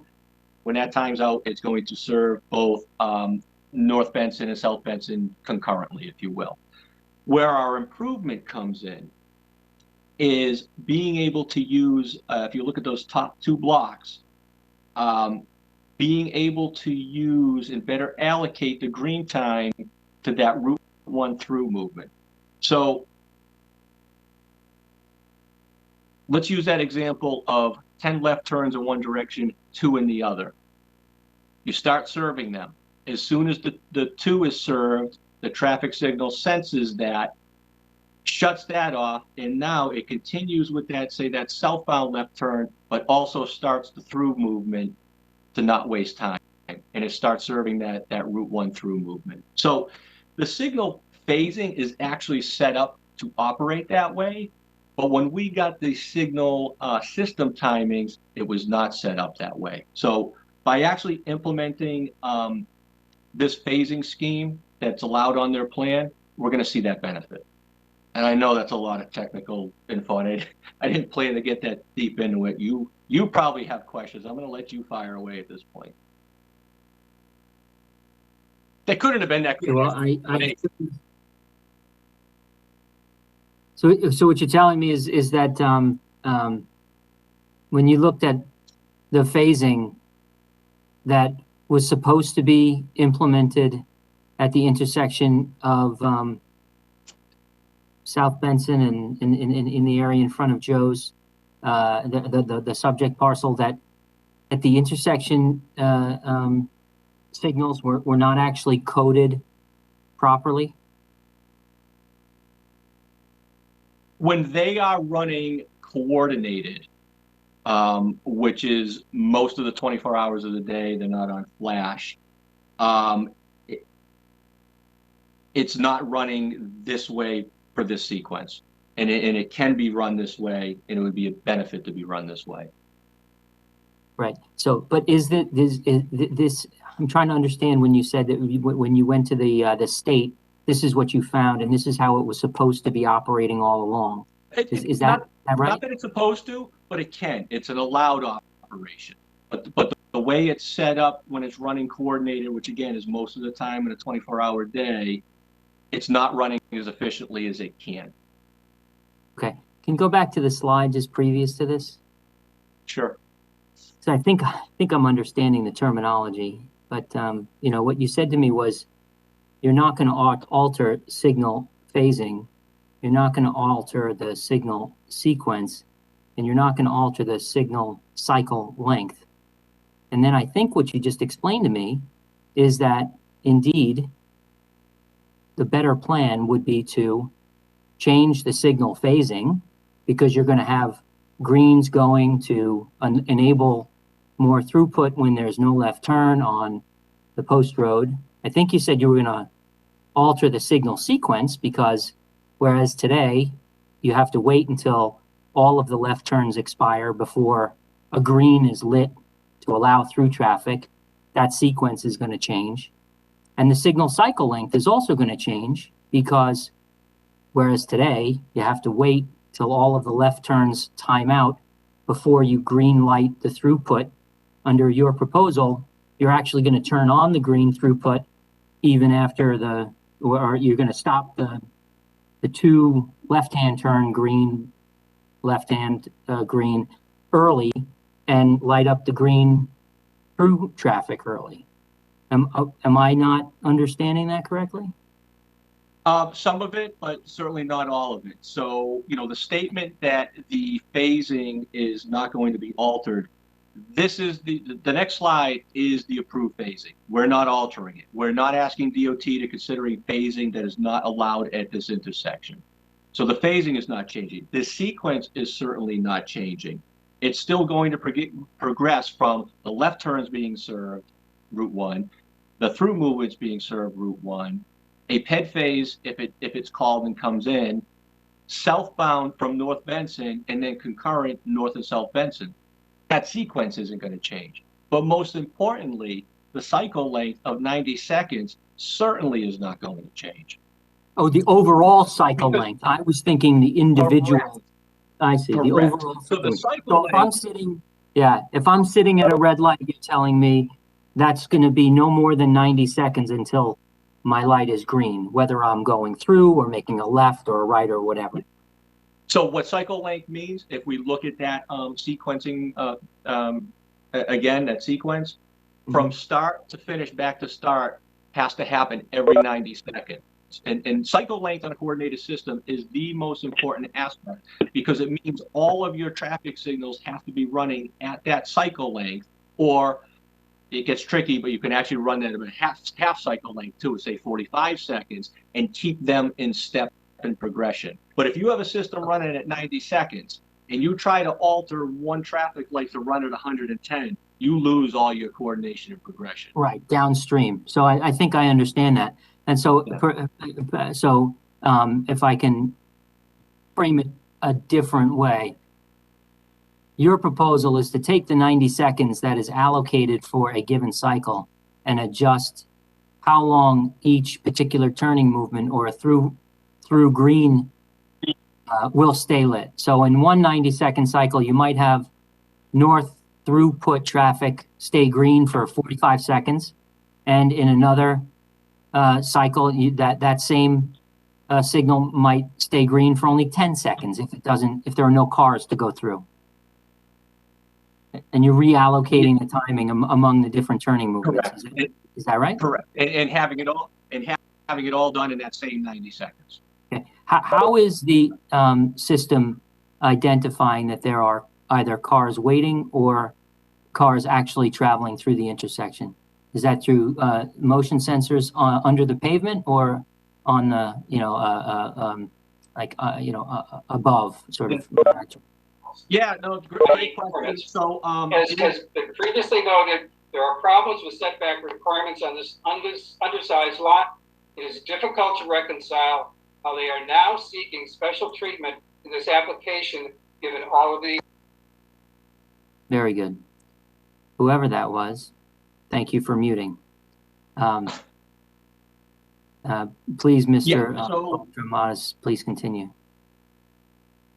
Yeah, okay, great question. So DOT has certainly moved to some more of the overhead vehicle detections, mostly video cameras now. But this intersection presently uses the detectors that are cut into the pavement. You see the squares; those are called loop vehicle detectors. They sense a big, heavy presence of metal in an electromagnetic field. So that is how the traffic is measured for demand, to know that there's a left turn waiting. Right. And so how does the system that's presently at this intersection understand whether there are 10 cars waiting to turn left or there are 2 cars waiting to turn left? Well, it's going to recognize that there's at least 1 car. And then it's going to continue holding that phase as continuous cars hit that traffic loop. As long as it's getting a call back in, usually every 3 seconds. Once it goes without it for 3 seconds, it's going to assume that it's served that out and go to the next step. But it's just detecting every car as it passes through. Now, every one of these phases also has a maximum time setting. I mean, if we had through traffic queued up, in order to keep that 90-second cycle, at some point it has to shut off and go back to the beginning of the sequence again. Right. All right. So each phase, and that's really what we're adjusting here, are those max settings, available for a phase. Right. So what you're advocating right now was approved for this intersection previously, as what I'm understanding you saying. Is that right? Yes, it's a permitted operation. So in other words, it's while it's not actually perhaps occurring on the street, it's allowed by the approved traffic signal plan. Yeah, why isn't? And that's a big step, because it allows DOT. It's a simpler process for them to review and approve the modification we're suggesting. Why isn't that being implemented today? I don't operate that system, so I couldn't tell you. The one thing, and we did talk about this at the last hearing, one of the things that I think we'll have with DOT, they have some 5,000 signals in the state of Connecticut. Most or all of the coordinated systems are maintained, in Newington. They're not necessarily down in Fairfield County often to be able to observe what's happening on the street. I guess I'm fortunate. The municipality I work in, I drive through my traffic signals every day. I see what's going on. Yeah, I know that, and I'm really not trying to be snarky, but it sounds like you don't drive through the traffic signals in Fairfield to see what's happening every day, because we have some very significant backups and at various intersections coming off the side streets into the post road at intersections such as this one, and then flowing down through the center of town, where during the peak hours, not so much generally in off peak, but during the peak hours where it's not uncommon for folks to sit at a traffic light to get onto or off of the post road and sit there and wait through 2 or 3 cycles. Right. Now you're definitely getting the traffic engineering lingo. Absolutely. So I think that something that a lot of folks are very wary of is an incredibly, I don't even call it dense, but an incredibly popular, highly trafficked new development that is going to create,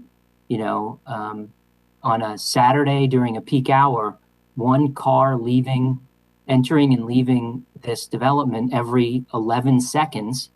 And I understand your point about some of those cars are traveling anyway, and they're just passing through and they're stopping in and then they're leaving and so forth. But that's creating, different traffic patterns that are gonna further exacerbate the traffic issues, here in downtown Fairfield. And so, I kind of, I hesitate to even ask the question, but, what does this development look like if these signal timing modifications that you are advocating, what if they're not implemented or they don't work? What result? Well, fair enough. I believe it will work. I also believe it will be implemented. I think, at the end of the day, we have to make an application to DOT for this project. So let's just say your board grants us approval. Our next step is going to DOT, the District 3 office in New Haven, that oversees this area, and we're making an application for an encroachment permit. An encroachment permit is our permit to go construct the driveway, access utilities of Route 1, et cetera, et cetera. Our submission, they get the traffic study and this information. And it says our recommendation for mitigation is this retiming. First thing the traffic engineer in New Haven, District 3 is going to do is refer this application to DOT in Newington. It's really beyond their scope. This is going to go right to the traffic unit and to the signal lab that operates the closed loop systems. And they're going to evaluate it. Now, my experience, it's certainly that of BL companies, is on similar applications. They have implemented timings. When they see that there's an improvement that can be made to their system, they're they're going to be inclined to do it. Also, in my opinion, if for some reason they weren't going to do it, we don't get DOT approval for this project. I think it's that simple. You know, the developer is on the hook to get this permit from DOT and implement these changes. Okay. Any other commissioners have questions at this point? Mr. Beltramatis, I don't know if you have more presentation to go through, if you're pausing here for questions on this. I can, you know what? It's your pleasure. I think Attorney Nuff asked me to be brief. I don't think I know how to do that. No. It's a bit late for that, Rob. But nonetheless, I think Rob, you need to get to the levels of service with these signal timing changes implemented. Can I jump in with a question? Yeah. So that's what I want to say. So that's great. If you're now going to get to a next section, let's see if other commissioners have questions on the subject matter so far and the signal timing modification and so forth. So, Commissioner Noonan. Thank you. I just want to understand, because I thought we discussed this at the last hearing or last meeting. Do you need DOT approval in order for this to go forward for the sequencing that we discussed? Yes, we do. Yes. Okay, because that was not my. Well, regardless. Okay, you need it, so it needs to go forward. Thank you. Commissioner Noonan, just to explain, so we need an encroachment permit because we're doing work within the state right-of-way. And as Rob had indicated, encroachment permits are typically approved by the local district. But as Rob indicated, once they see what we're doing and proposing signal timing changes, they refer the traffic report up to Newington, DOT's home office, for the consideration of the signal timing changes. And as Rob has indicated, either they will approve those signal timing changes or they will not approve our application. So it's as simple as that. But this application before us includes and requires signal changing sequences, correct? Yes. Okay, thank you.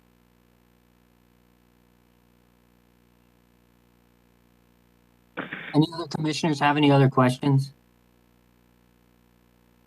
Okay. I don't hear anybody. I don't have all the video on my screen. So if other commissioners want to be heard, you need to speak up, unmute and speak up so that I can hear you, because I can't see you raising your hands. Okay. I have one follow-up question on the next slide, if you would. This sequencing, this timing modification that you say, this one that you say was previously approved for this intersection, but is not being implemented today. Why was this approved? Why was an application made for this timing sequence for this intersection in the first place, and having been approved by DOT? I mean, I asked you why it's not being implemented today, and I can appreciate it. You're like, well, I don't control the intersection. I don't know why it's being not being implemented today, right? That's a fair point. But do you know why it was somebody applied for it, or the DOT approved this timing sequence at some earlier date? Mr. Chairman, I think you know that, and by the way, it was sort of interesting that hearing the application, the long consideration of the gas station turned into a pizza place across the street from us. Yeah. But as I think you know, most of this site, most of this area was last developed years ago. You had the Bob's Plaza, you have the Erstadt Biddle site next to ours. There hasn't been a lot of development in this area for many years. I mean, Joe's, frankly, may have been the most recent development in this area. So, it wasn't as if the signal timing was quote unquote approved, it was implemented. But, frankly, what BL and Rob have done is provided a service to the town, because it's done a free analysis that would have otherwise taken the town to go to an outside traffic consultant to determine whether or not traffic could be improved in this area. And we're not patting ourselves on the back for this, but you've gotten essentially a free analysis of this traffic signal. And what BL and Rob have discovered is there are capacities in this signal that can help improve the sequencing, the levels of service, for the entire post road corridor. So, Yeah. And I get that. What I'm trying to understand, I appreciate that. I really do, Attorney Nuff. But what I'm trying to understand is whether these changes should have been implemented previously in order for this intersection to have been operating at efficiency. And we're now fixing something to where it should have been before, as opposed to coming in and fixing it to an even better place to accommodate a new fast food restaurant. Does that make sense? You follow what I'm saying? I mean, my guess is that if you were to look at, as Rob said, I think 500 or 5,000 or so signals that DOT has authority over throughout the state, there's probably more than a few locations such as this where, things can be adjusted for better traffic flow. But, DOT is, there's always so many people there, and unless someone actually brings an issue like this to their attention, and we would do this through your local traffic authority, it's just not going to get done. So, I mean, candidly, this is the way development works. A project comes forward before a planning and zoning commission, and whether it requires an OSA certificate or a approach permit, that's the opportunity that DOT takes to make improvements to the overall traffic system. It's a reactionary system. I get that, and I do appreciate that. I mean, we are lucky enough in the town of Fairfield to have certain sewage connections that are implemented because a developer needs to do that, and it impacts the surrounding areas, and there's remediation that takes place, and I get all that. What I'm trying to understand is Mr. Baltramides' comments that this timing sequence that he is advocating has already been reviewed and approved by DOT. We want to be really clear. It hasn't been approved. It has the capacity for doing this, but it hasn't been approved. I mean, in fact, what we're proposing, it does have to be approved. And what Rob is indicating is that either they will approve these changes or they will deny the application. Right. Okay. Maybe then forgive me if I misunderstood something that he said previously. I thought that what we're looking at on the screen right now is a timing implementation that had been previously approved by DOT for the intersection, and for some reason it just wasn't being implemented today, and that presented a use case which would go through an easier process of approval at DOT for that reason. And maybe I misunderstood that. Well, if I may, Commissioner Wagner, I did use the word approved, and I do that because when you get a record traffic control signal plan from DOT, it's the approved plan. It's the one that's allowed, that OSTA has given permission to be implemented on the street. As I mentioned, I have 30 municipal traffic signals. I need an approved plan by OSTA to operate a traffic signal. So it is a word I use. My point being that the allowable sequence to operate here, it is on their approved plan. Doesn't mean that's what's implemented in the field, but it's approved to be implemented. I think I understand better, and that's why when I asked you why isn't it being implemented today, you said, well, I don't know why, right? Nobody's looked at it, right? So this is just one of the various implementations of the technology that you're saying exists in the equipment at the intersection today, and it's a sequence that's sort of in the user manual that can be, advocated by you to take place. I think I get it. Yes. Okay. All right. Nobody else has any other questions on this subject. It'd be great if you could move on. This is all really important stuff, so I don't want anybody to feel like we're spending too much time on any of this. Okay. So I think what's next, we're going to go right to the analyses portion. So, we talked last time about the modeling that we use. So the modeling to analyze intersections is taken from the highway capacity manual. The software we use is called Synchro. It follows the highway capacity manual. Again, what we're really looking at here is we want to compare the operation of intersections for our no build and our build condition. So that's the difference, where the build condition has our new site traffic applied to the roadway network as we discussed. So, as you know, as you've heard so many times before, we evaluate intersections, the operation, we call it level service. It's a letter grade, very much like a school system. A is very good, almost free flow operation. F is a failing level service, excessive delays, et cetera. And you get A, B, C, D, E, F. So the next sheet, I think we'll start with the AM condition, and we'll look at all these intersections and take it around the horn. So this is the morning peak period. So you'll notice for these study intersections that we have colored circles, just as an indicator. The outside circle on that bull ring, if you will, is the no build level service, and the smaller inner circle is the build, with the timing improvement, of course, that we have discussed. So we'll start up at Elliott Street and Route 135 in the morning. Relatively low volume, level service B, both in the no build and the build condition. Working our way south, Route 1 at Route 135 in South Benson. Operating level service E, both the no build and the build condition. Going to, well, we'll just stay in order. So the small dot, the yellow, that is level service C. That's our site driveway. It's only the small dot because it's only in a build condition. It's without our driveway there, we don't have a no build condition. So that's the right turn in and out only driveway from the site onto Route 1. The next one, of course, is our famous Route 1 at Elliott Place. It is under the no build. It's presently operating at a level service F and continues to do so.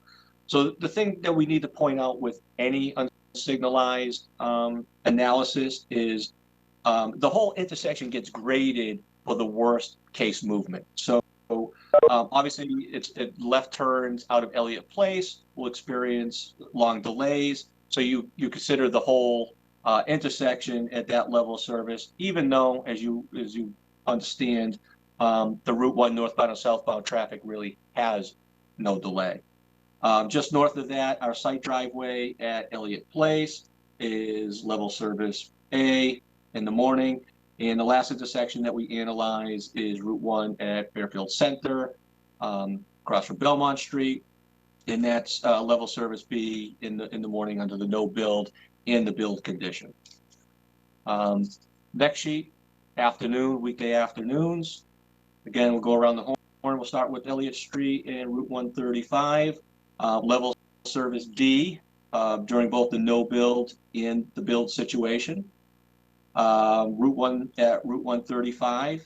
The no build scenario is a level of service F. With the timing improvements we talked about, even with the site traffic, our build with improvements improves to a level service E. Going north along Route 1, site driveway operates at level service B. Elliott Place at Route 1 under the no build is level service D, changing to a level service E during the afternoon peak. Just north of that, our site driveway in Elliott Place, level service B.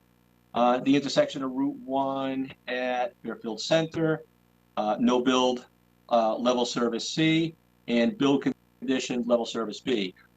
And that's one of the examples where I told you that with the signal timing modification we're proposing at Route 1 and 135, we actually had a slight benefit to the upgrading traffic signal at Fairfield Center. Now, what you have to understand is that this was really just a slight improvement. That level of service C was just into the C category. We had about a 1 second improvement and actually tripped it to a level service B. I mean, you're not going to notice a substantial change, but I did want to explain the color change there. We'll flip to the Saturday condition, please. Again, going around the horn, Elliott Street at Route 135, no build, level service D, degrades slightly to a level service E with our build condition. Saturday, Route 1 at Route 135, level service F, no build, and build. What I can say is, even with our timing modification, while the overall intersection, it is still level service F, it was actually a drastic increase in the overall delay that came down significantly in the build with improvement scenario over the no build scenario. Our site driveway at Route 1, level service B.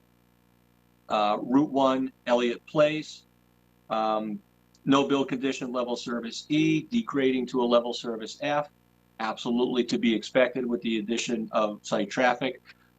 What I want to point out here, actually, and I think this is really, really important. You know, we recognize that Chick-fil-A is a successful development, but in that no build condition at Elliott Place, it operates at a level service E. It's actually it's on the bad side of level service E approaching an F. It only takes 3 additional left turns there to trip that to a level service F. My point is, any reasonable development at this location is going to trip that. This is just very typical of any unsignalized street or driveway to this section of Route 1, really in any of Fairfield County. What's the number? I know it only takes 3 to trip it from E to F, but what is the data? Like how bad is it? I mean, I can get you that answer. I don't have it offhand. I'm gonna have to dig in the report, which I could certainly do while we talk about other things and get back to you, just because I don't want to take a guesstimate at it. Hey, Rob, yeah. while you're looking for that, I just want to emphasize one thing. You know, you're doing a great job explaining all this, but there's one part that I think is critical that candidly you glossed over a little bit, and that's the level of service at Benson and Post Road. You said it's currently an F and will remain an F, and you mentioned how the delay will be reduced. I want to be really specific because, and this is on page 3 of Rob's September 7th memo, that this is the level of service chart. We're actually reducing the delay from 111 seconds to 84 seconds. So yes, both of those qualify as an F, but a significant improvement over the no bill scenario, assuming Joe's American is re-tenanted. So that's that point. Thank you for identifying the data there. That's exactly the same kind of data that I was interested in hearing about the degrade in service from E to F at the site driveway that we're just talking about. And that's why I asked him how big, how much of an improvement was it? And so what is it for the Elliott Place driveway? I think Rob's looking it up. Okay. Well, Rob's research, I guess the other point I wanted to make is that not all these intersections are equal.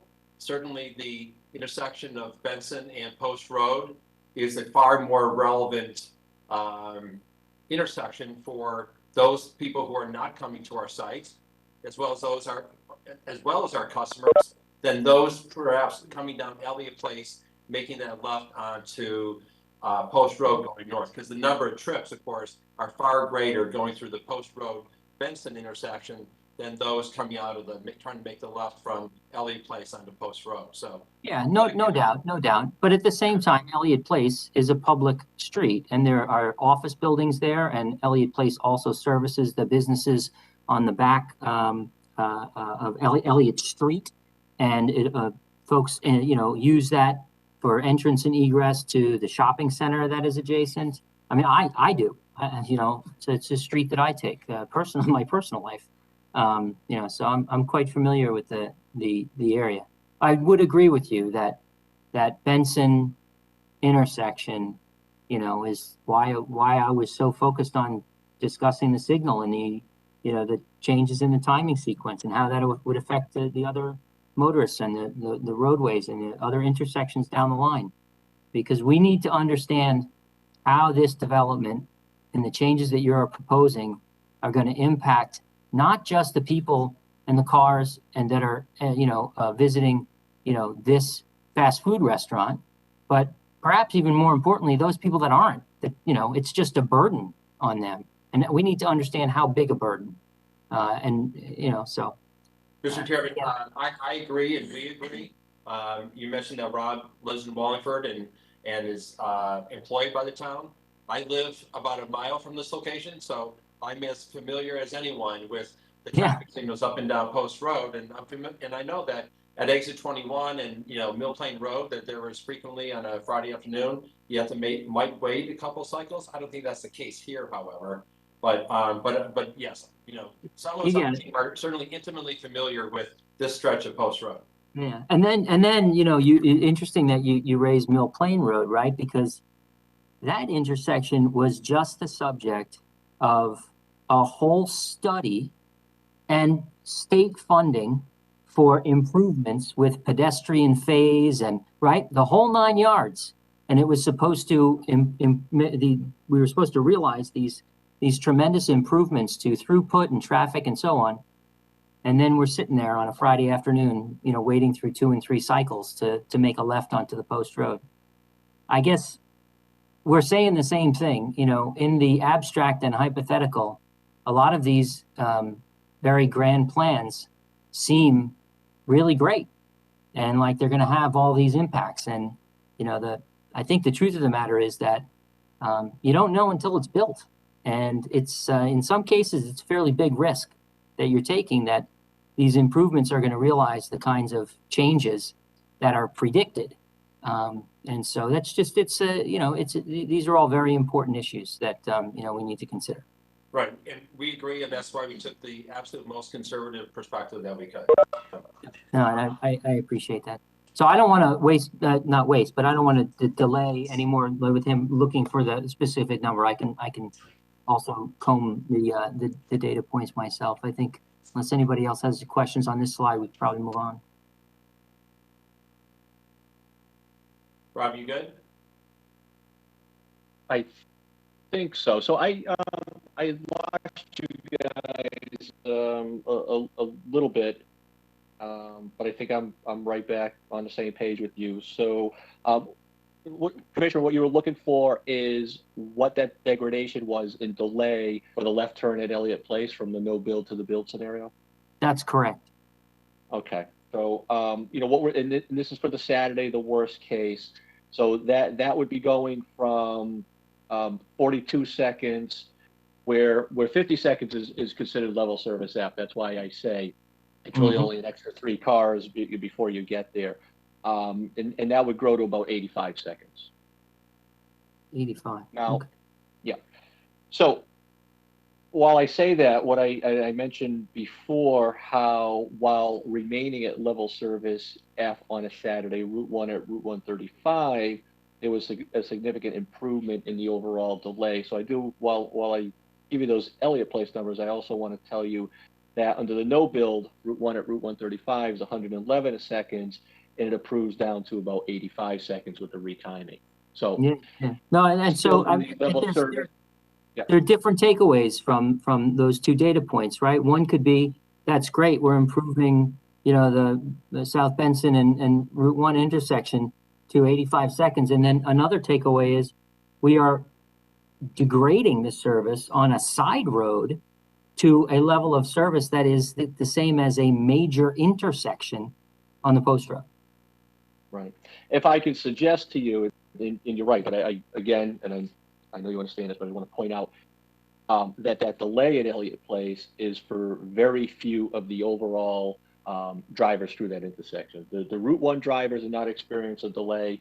Even the left turns in from Route 1 onto Elliott Place, you know, so our entering site traffic on a Saturday, that's a level service fee all day long. You get good gaps in that southbound traffic stream because of the upgraded traffic light at Fairfield Center. Yeah, and so you know, again, I don't want to like belabor points, but so the idea is that the cars are going to make the left-hand turn onto Elliott Place. They're going to make a left-hand turn into the parking lot, and then if they're going through the drive-through, they're going to make a right in the parking lot to go up along the back of the property and around the building, right? correct? That's correct. Yeah. And so, and I don't have his number at my fingertips either, but what we've seen in other locations, and I think what some folks are very concerned about is those cars in that drive-through backing up into the parking lot, and then, as we saw in Norwalk before they tried to mitigate the problem, like spilling out onto the side roads and so forth, sort of queuing up, stacking up, off the property and the like. Did your analysis consider the possibility of those kinds of stacking issues? And Yeah, yeah, absolutely. So I'll tell you what, I'm going to get to that. If you'll indulge me, let's just finish this Saturday condition, because I think. I'm sorry right. for skipping ahead. No, not a problem at all. You've been delightful all evening, actually. So, all right. We talked about Elliott Place and Route 1. So Elliott Place in our site driveway, we're still in the Saturday condition, operating at level service B, and the intersection of Route 1 at Fairfield Center across from Belmont Street. That signalized intersection, both no build and build scenario on Saturday, level service B. So no impact there. Next slide, please, Matt. Look, drive-through queuing. Okay, so no, this is the second time you've done this to me this evening. I think you've seen my presentation. somebody leaked this this masterpiece of a PowerPoint. So yes, while we did our manual traffic counts both in August and again in September, we made observations of maximum queues at both facilities. So the worst case scenario that we observed at any one time during the morning, the afternoon, or the Saturday midday peaks that we observed was at Wallingford, and it was 23 vehicles. For what it's worth, I personally counted Wallingford in the September counts. At that point, I saw 25 vehicles at one time, but it was for a split instant. And then the queue just racked up and got tighter as a couple cars released. So I really think that 23 to 25 is a worst case scenario for this site volume of traffic. As we talked about quite a bit at the last public hearing, our site at 750 Post Road, I don't think we can drive this point home enough. We're a larger site than both these other facilities. We have more parking, and we have a heck of a lot more available stacking at our drive-through. That's what our site allows here. So we have stacking on our site for 36 vehicles before it even gets to the drive aisle you just mentioned. So when you come into our site off of Elliott Place and you make that right turn, at that point right there, we have queuing up to 36 vehicles. Beyond that, if it ever became necessary, we could still maintain it on site with traffic devices, personnel, etc. I would hope that is a condition that is never realized. Again, for that worst case of 23 vehicles, that represents only 64% of what our capacity is here at 750 Post Road in our drive-through queue. Can I ask a question on the drive-through and stacking and stuff? The 36 vehicles, I think, was calculated. In the last presentation, there was a slide that showed all the vehicles and how it got to 36.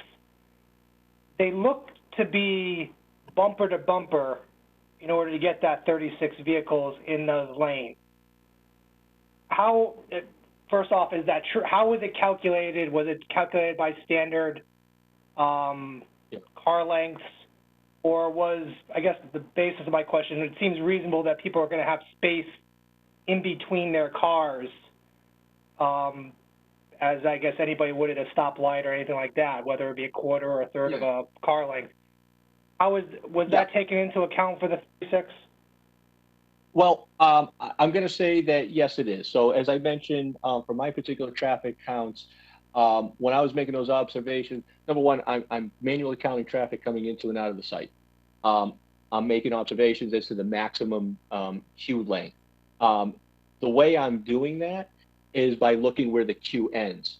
So if the queue ends at a certain point, I am assuming that those cars are packed tight. So I might be telling you, okay, it was 23 cars in a worst case scenario. Maybe it was only 13 and they were spaced out. I'm giving you, it's really the same, the same effect. It's really the overall length that's available, and we're correlating that to a number of vehicles that basically fit every 25 feet. Okay, so Yeah. you just Can looked you at make that bigger? Thank you. That's exactly the slide that I'm looking at now. Can you just make that bigger so everybody can see the site plan? Yeah, exactly. Mm-hmm.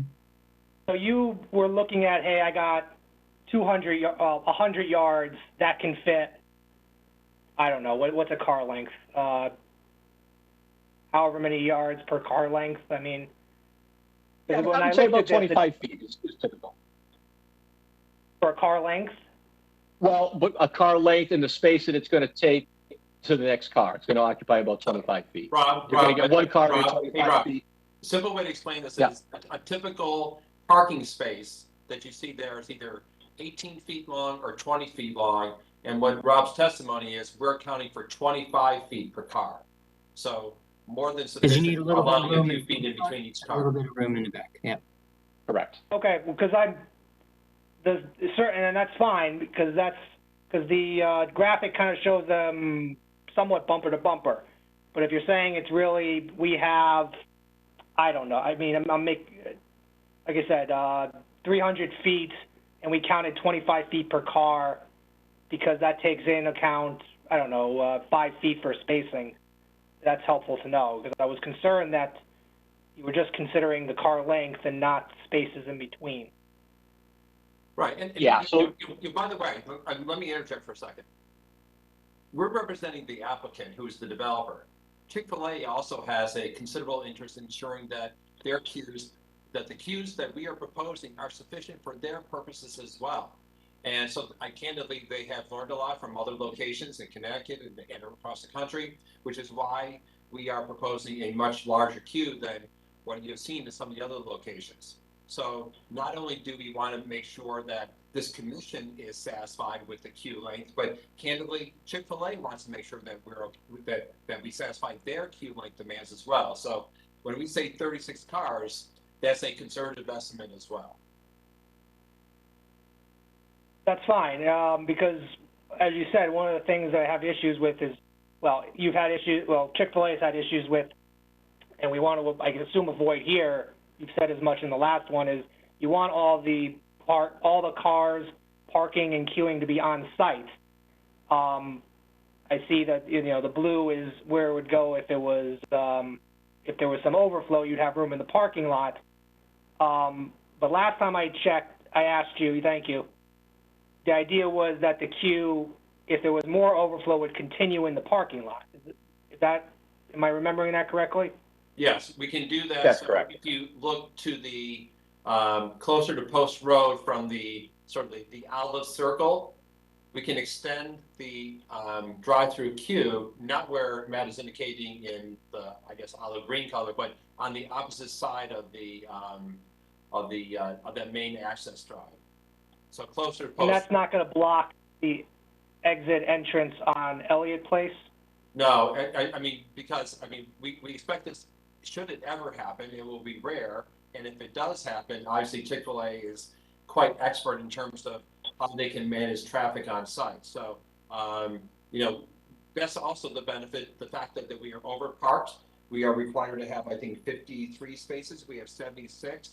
The testimony at the first night of the hearing was those spaces that are closest to the shopping center would be occupied by employees, so that it wouldn't be as if a customer who's trying to get in or out of those spaces would be precluded from doing so by reason of those queues. So those would be employees. Those would be employee parking spaces where they would park when they would arrive in the morning. And then, so if the queues extended past that area, it wouldn't be prohibiting people from getting in or out of those spaces. Because I think you would agree, though, and I appreciate that, but I think you would agree that if this had to spill onto a road, it's got to spill onto Elliott, not Post Road. No, I candidly, I don't agree, respectfully. Because what would happen is the queue would continue on our own site on the opposite side of that sort of lateral drive aisle. Yes, where Matt is drawing the.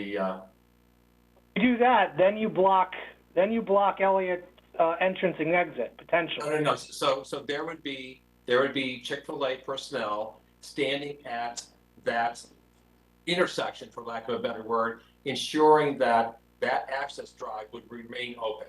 Yes, there you go. Okay. So that area would not be blocked. How much distance are we talking about where you can see the looking at the queue line where the front cars would be served to where the drive-through begins? About how much of a distance is that? Maybe from the time where the food is delivered to where the queue starts. Where he just put that yellow highlight. Gotcha. Okay. And you don't have to answer that to me. I mean, I know if that's something that can be done at some point, I'd like to know just. Yes, fairly.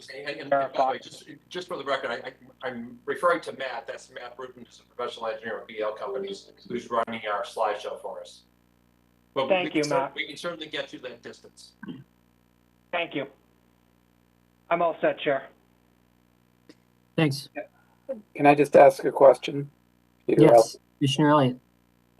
What have you guys done a study on the percentage of for the entrance off of Route 1 versus the Elliott Street entrance? What do you anticipate? Is it percentage wise? Because I see eventually, I think Elliott Place is going to be a choke point, because I think locals will figure it out and that'll become more of an entrance. It's a closer proximity to the drive-through. So I just want to see how you anticipate some issues that come up through that. Yeah, we do it. This is Rob Ultraminus for the record. We do anticipate that Elliott Place is going to be take a majority of the ingress traffic. The reason being, our site driveway in Route 1 is right turn in and out only. So if you're coming anywhere from the south or west, you're using Elliott Place. The nice thing is that the left turn lane that extends on Route 1 up to Fairfield Center, it extends past Elliott Place. It's essentially never occupied by queued traffic at Fairfield Center. It's always available as a refuse area for left turning cars. You have room for at least 3 vehicles there. With the gaps you get in the southbound Route 1 traffic stream, it's a very easy movement entering the site via Elliott Place. And that's why I explained before that was a level service B even during those peak times.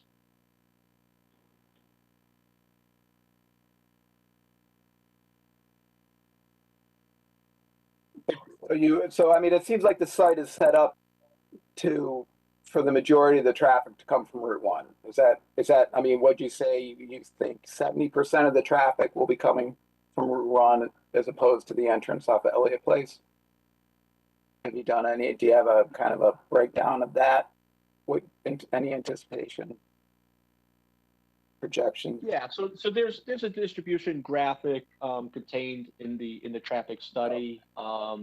We call that the trip distribution pattern. It's actually based off of other studies in the area that also includes going back to Fairfield Center itself, looking at those approved reports that STC or now OSTA had approved. So yeah, I mean we're looking at 80% of our traffic is going to be from Route 1, 25% from the north, 40% from the south, a very small percentage, when I say south, that's South Route 1 or west of the site, 5% from South Benson Road, and 30% from the north, North Benson Road.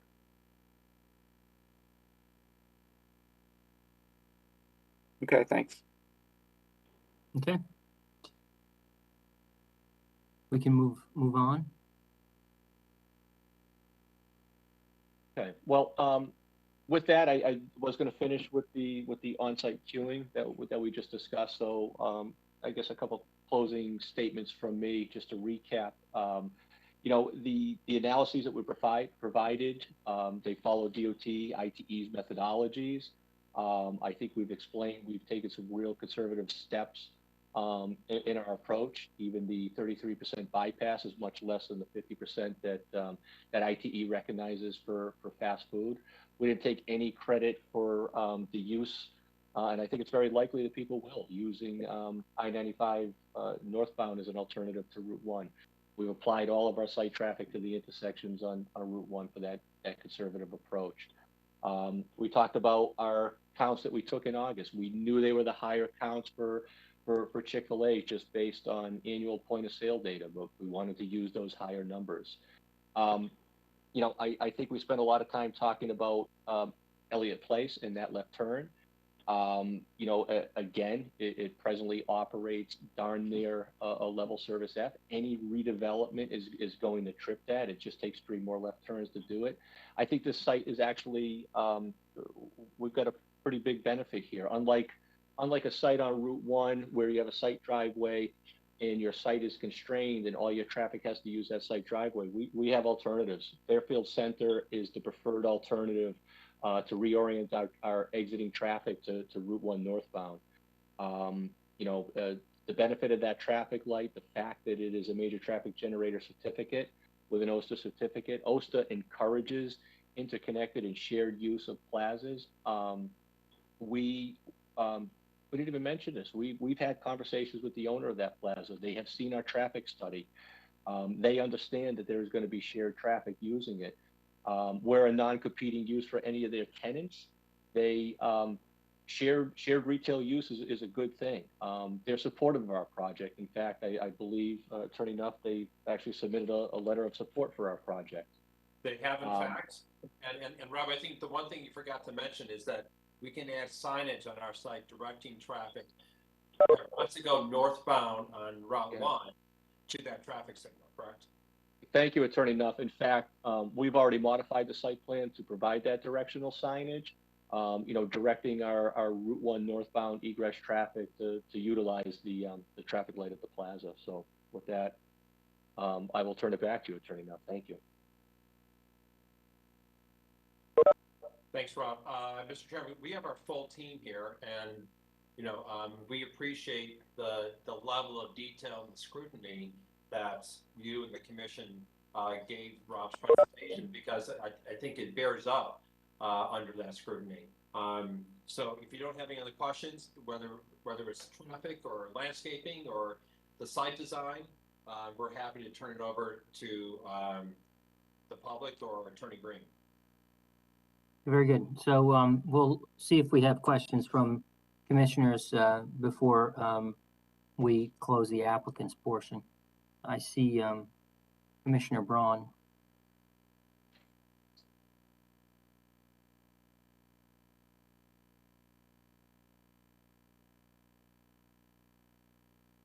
Commissioner.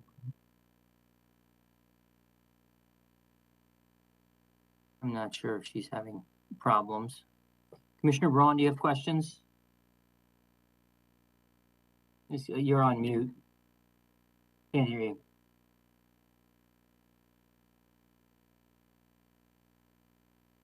Okay, Commissioner Francis, why don't we go to you? Commissioner Braun, you can troubleshoot your mic and we'll come back to you, okay? Mr. Francis? We had correspondence today from a neighbor who was concerned about the elm tree presently in the front yard of the facility. Is there any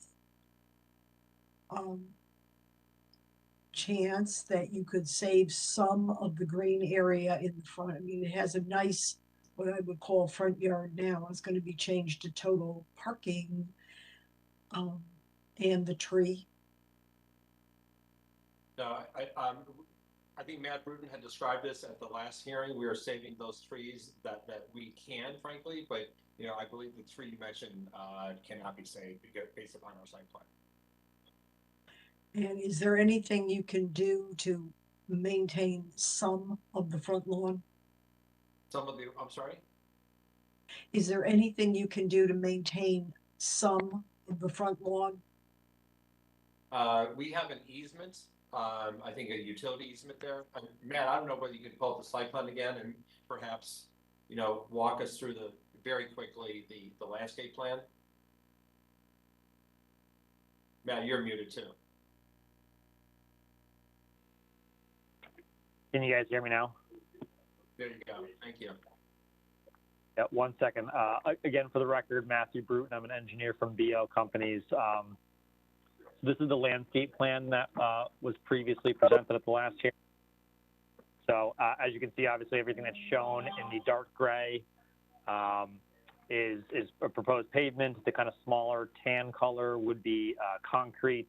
Anything that's shown in green would be lawn, plantings. So for example, anything that's kind of this flat green color is landscaping around the perimeter or along Post Road, Elliott Place, and Elliott Street. Anything you see here, the kind of the larger green circles are proposed trees. And with that, there are several trees that are getting saved as part of this development. So I'll just roughly circle some of them here in red so you can see what we're doing to minimize impact to existing vegetation that we obviously are looking to save. So this one in red, here, here, here, 3 in this corner, and then 3 along Elliott Place. So those are trees that are existing today we're trying to save with the addition of additional trees along the frontages of these 3 streets and interior landscaping that is being added to the parking lot. I'm not sure if that answers your question, Commissioner, but I'm happy to talk more if you have another question. Thank you, Mr. Chair. Okay, thanks. Commissioner Braun, are you back? I'm on my other device. Can you hear me on my other device now? We can hear you. Okay, good. So my question, I have a couple questions real quick. Can we clarify what items are in the record? Because I think today's presentation was slightly different than the one with all the same traffic things from last time. Are we going to get a copy of this new one? Sure. We'll be happy to submit that in the morning, but it is a summary of what Rob's September 7th report is. So to a certain extent, it is redundant, but we're happy to supply this separately as well.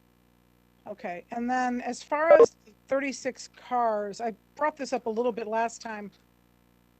My understanding is that this is about 3 to 4 times the capacity of the Norwalk restaurant, and up to 8 cars can leave at the same time off the site.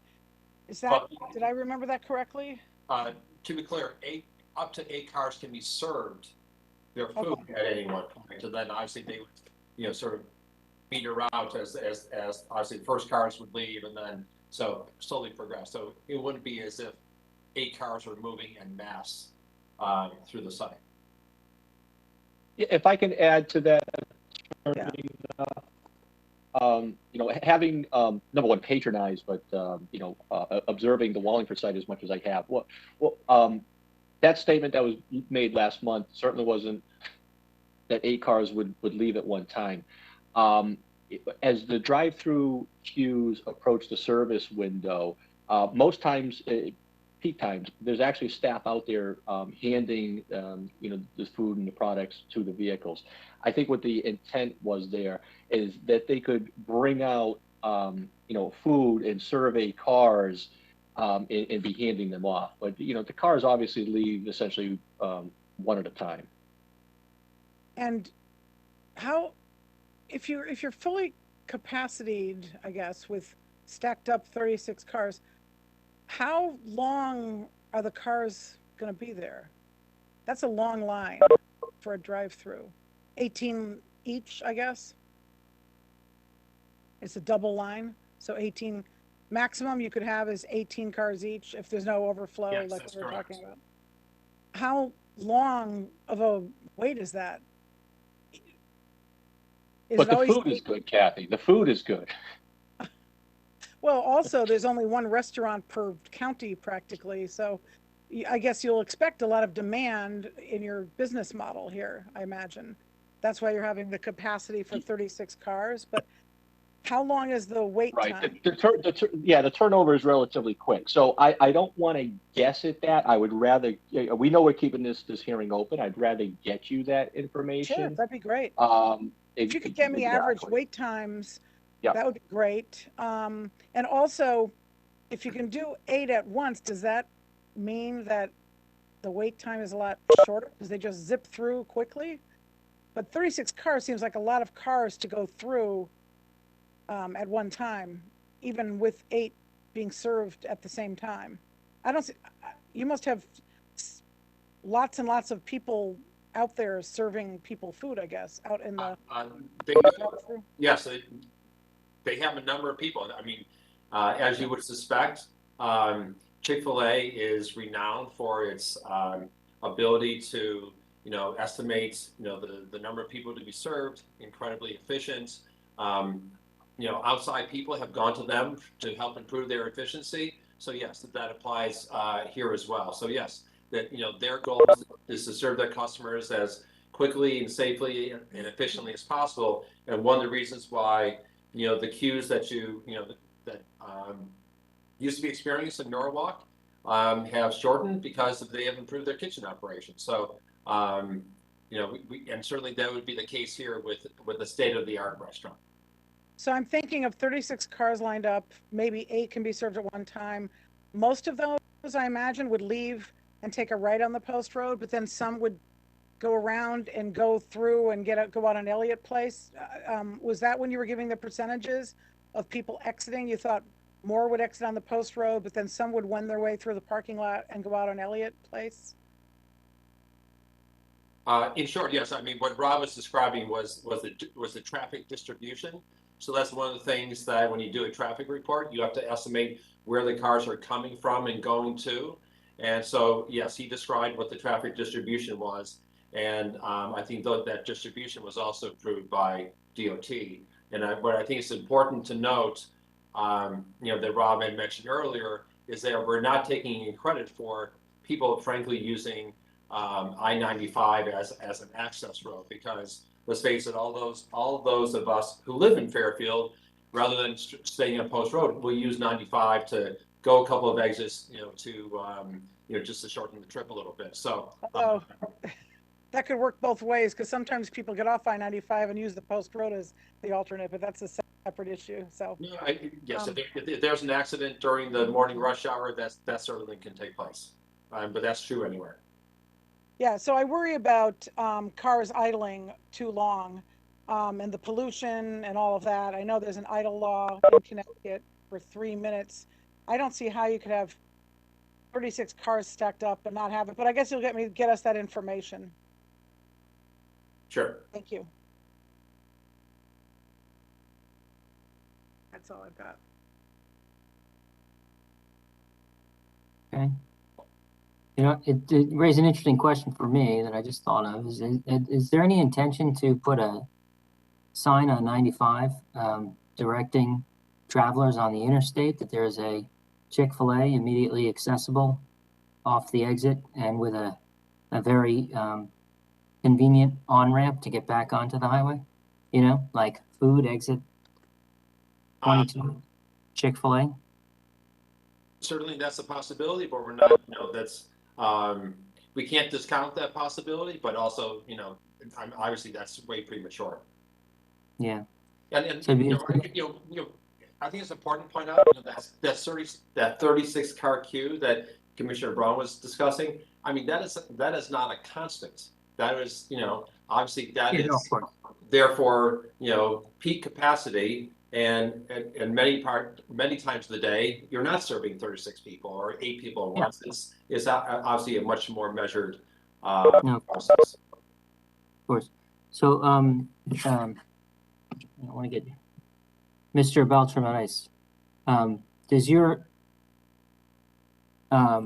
model take into account increased traffic on the basis of sort of drawing customers from 95 as opposed to just the traffic counts on where this location is on the post road kind of thing? Its proximity to 95? and the Well, you know, ease of the off ramp? The short answer is no, but I think if you look at the fact that we're using volumes from Norwalk and Wallingford, I can tell you the Wallingford site is directly adjacent to the Wilbur Cross Parkway. You broke up a little bit You know, there. It's again, wait, you broke oh, up. It's directly across from what? It's directly adjacent to the Wilbur Cross Parkway. Is You know, there so an exit, like, right there on ramp, off ramp with a sign on the side of the highway that says, exit here for Chick-fil-A, easy on, easy off? I don't believe that there is a sign for Chick-fil-A, but there is a very convenient on and off on ramp to Route 15. And again, our traffic volumes along the main line are very similar to Post Road here. Yeah. So I think what you're asking, it's already built into the numbers that we're using. Okay, that's fundamentally, that's my question, whether that kind of additional traffic is not only for the site, but also obviously for the increased traffic on, the Post Road and through town and what have you. Keep in mind, we all have in our pocket or in our purse, yeah, that can tell us where everything is. So that's true. But I think the sensitivity for me is the not even so much a sign on 95, but this is, and which is why it is perhaps such a prime location for your client and the Chick-fil-A franchise as being so accessible to travelers on I-95 to for easy on, easy off. There's a rest stop that's sort of very, very close, where you don't even have to get off the highway. But I mean, the on ramps and off ramps here are pretty generous. Anyway, all right. So, any other commissioners have any other questions for here or their team? I don't see any hands. I don't hear anyone. All right, very good. So we're gonna thank you, Attorney Nuff, and everyone. We're gonna now move on to the public comment portion of the public hearing. And I've heard, I do understand that we have some represented parties. Attorney Green represents, well, I don't know yet. We'll ask him when he gets here. Do we have others signed up in the queue? I didn't make that announcement today. I usually do. I indicated in the chat that people could sign up, but I have not had anybody sign up except for Attorney Green. Okay, great. So, very well. Attorney Green, the mic is yours. Thank you. Good evening, Mr. Chairman. I hope you can hear me. And yeah. For the record, my name is Joel Green. I reside in Fairfield. I practice law in Bridgeport with the law offices of Green and Gross. It's my pleasure to appear before you this evening regarding this application. I guess I have to comment once again, and I know you've heard me on this subject before. There were documents produced this evening, as noted by the commissioners. There were documents that were presented that are not of record in this matter and have not been presented in the record. And while Attorney Nuff may summarize them as being compilations of data already in the record, I note that there were documents, in particular an intersection diagram, that I have not seen and I have not had an opportunity to review with our consultants. And so I trust that the public hearing will be held open for an opportunity to address any new materials that were submitted. And I just I'll make that request formally for the record and leave that to the discretion of the commission. But as you've heard me say before, the proceedings before this commission are governed by the rules of fundamental fairness. And I have not seen certain of the documents, so I'll just put that out there. Sure, appreciate that. I think enough said on that point. It's 9:20. Something tells me we're not going to finish this evening, and you're going to have an opportunity to review anything that you'd like and have a chance to comment on that. Thank you, Mr. Chairman. So I've been really wanting to, since the last hearing on August 10th, the thing that troubles me about this application, and I just want to get it right out front, is this is Chick-fil-A. Chick-fil-A, by my internet search today, operates 2,697 restaurants. 2,697 restaurants. And it's no accident that Chick-fil-A chose this site. I heard the comments by the chair, and it's no accident. Obviously, this is a very attractive site for Chick-fil-A. But in choosing a site, and I've had the opportunity in my experience to deal with national chains, including in the fast food area, and these sites are not chosen casually. And there is a high level of analysis, and I'm sure that Attorney Nuff and his client have access to this information. I raise this because you have a sophisticated operator, a sophisticated franchisor with a vast amount of data and experience. And I can tell you that Chick-fil-A can tell you to a reasonable certainty what the town of Fairfield can expect at 750 Post Road in terms of the volume of business, in terms of the number of customers, in terms of the distribution of customers.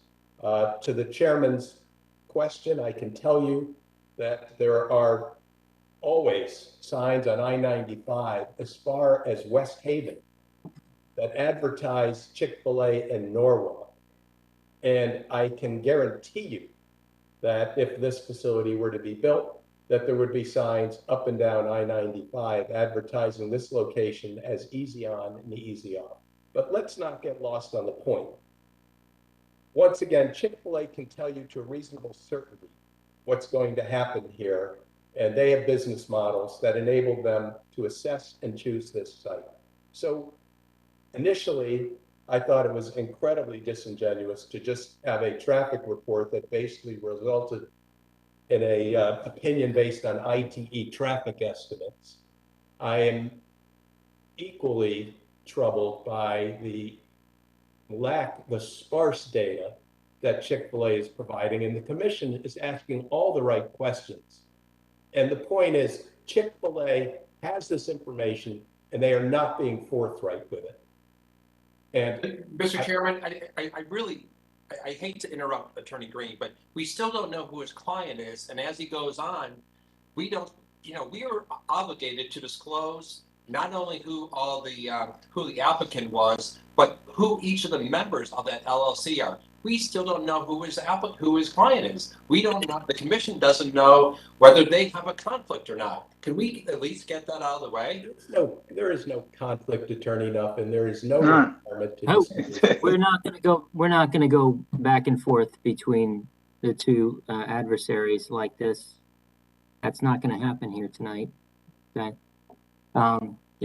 Attorney Nuff, I did hear you earlier make a comment that perhaps tonight we'll find out who Attorney Green represents. And I didn't ask him outright, but you've raised it now. I think it's a simple question, Attorney Green.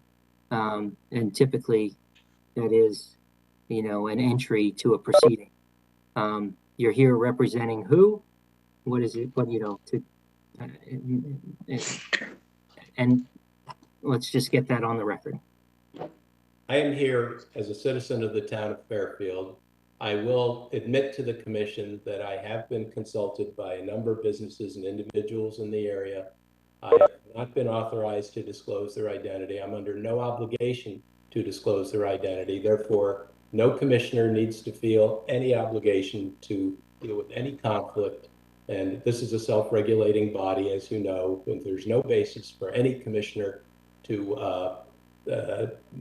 find a conflict where there's none disclosed. Attorney Green, you're here as a member of the public, not representing any private interest. Is that correct? I appeared before the commission and disclosed that, among others, I was authorized to disclose that I'm representing Fairfield Electrical Supply, which is on the Post Road across the street. I will admit to the commission that there are other businesses I represent, but I am not authorized to disclose them. Moreover, I am a citizen of the town of Fairfield, and on that basis, I have the opportunity to address the commission on this application.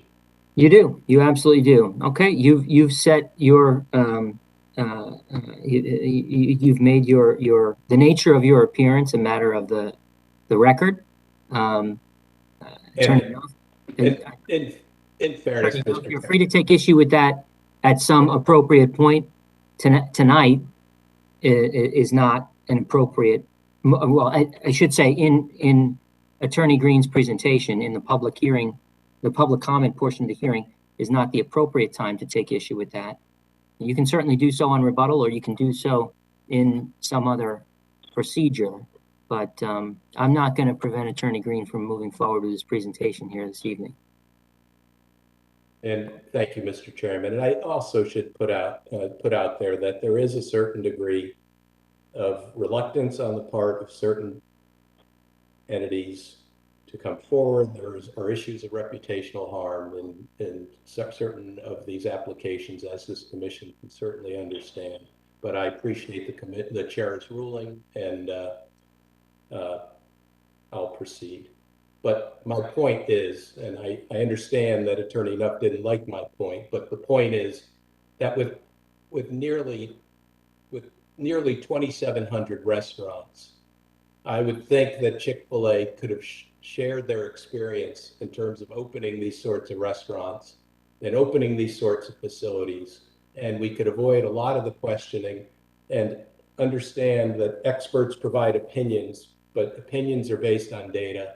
And the data is sparse based on the rich volume of data that Chick-fil-A holds. So I just want to put that out there. Now, if we are going to, Chick-fil-A wants to proceed in using the data that they have produced, then I guess we can dig in on that. And in my view, the traffic reporting on this has been just, in my view, it's embarrassing in terms of the way this has been structured. We will get into that, and we will address the traffic data that has been produced. Now, I have never been to a Chick-fil-A before. I had never been to a Chick-fil-A before this application was filed.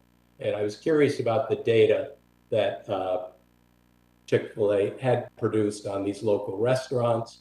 I once again note that I've seen repeatedly Chick-fil-A ads. It always surprised me that in Milford and West Haven, Chick-fil-A would be advertising its restaurant in Norwalk, so far away.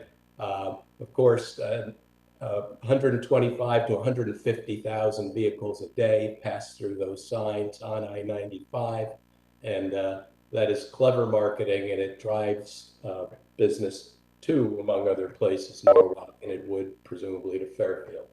So I had an opportunity to visit the Norwalk Chick-fil-A that has been discussed, and I visited it at 1 o'clock on a Saturday afternoon, and I can tell you that the traffic on the site is chaotic. And despite Attorney Nuff's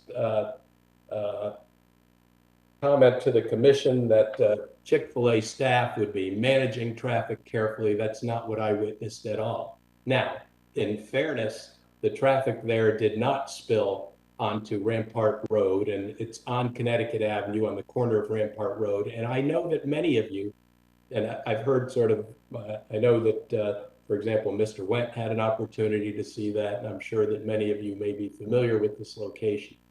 But the traffic did not, in fact, exit the site. They've cured that issue, and I read several articles, and they're available on the internet, about how the traffic did spill out. And I had the opportunity last year, or I'm sorry, before COVID, that would have been 2 years ago, to witness a line of cars on Connecticut Avenue that came out of the Chick-fil-A, wrapped around the corner and up Connecticut Avenue, and created quite a traffic mess. So they have addressed that, but in doing so, they have routed traffic on their site, and it makes the site, nearly reached Rampart Road, but the fact of the matter is that cars could not get in and out of parking spaces on the site. So in retaining the traffic on their site, they had to route the traffic throughout their parking area. There's a large loop that's created in the back of the lot, and it blocked the aisles. So cars could not get in and out of spaces, and it was chaotic, and that's the only word I can come up with. The time to get it took, and I have the numbers on this. I timed a car entering the site and getting its food that day took 23 minutes and 45 seconds. And a car came out of the area. So from the time it entered onto the site to the time I saw a car get its food and start driving off the site was nearly 24 minutes as a result of the volume of on-site traffic and the way traffic was moving. I do have a photo that I can share with the commission of the traffic on the site. And if you can give me sharing, I will put that up.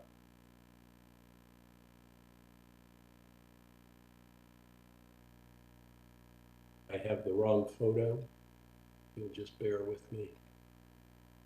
Hopefully you can see that now. And yes. This is the lane closest. So the traffic, basically, if you can see my cursor, the traffic came from Rampart. There were stacked parking here with two cars in each stack. The traffic basically entered, and you can't see the entrance from this vantage point, entered along the line of parking and then went to a back portion of the site where it was looped in various directions, then came forward. These cars that I'm showing here aren't even in the queue yet. And as you can see, the ability of cars parked next to this aisle to get in and out was just nearly, I mean, it was chaotic. And there were not people there, in fact, directing traffic that I observed that day.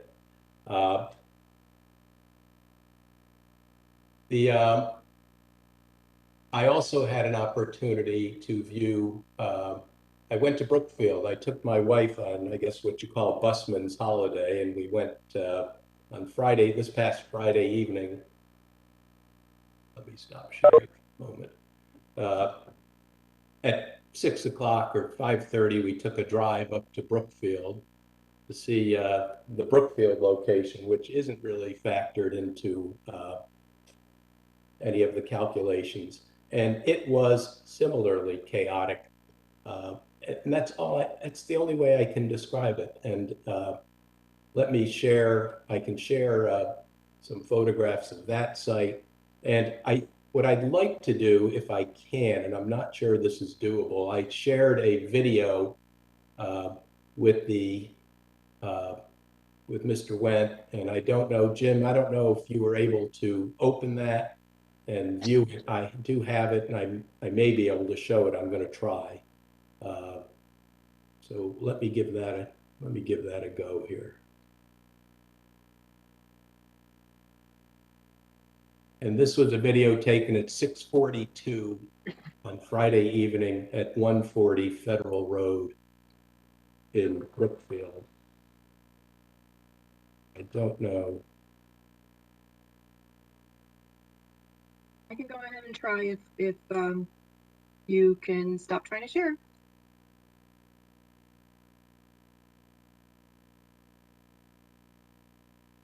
I don't know if,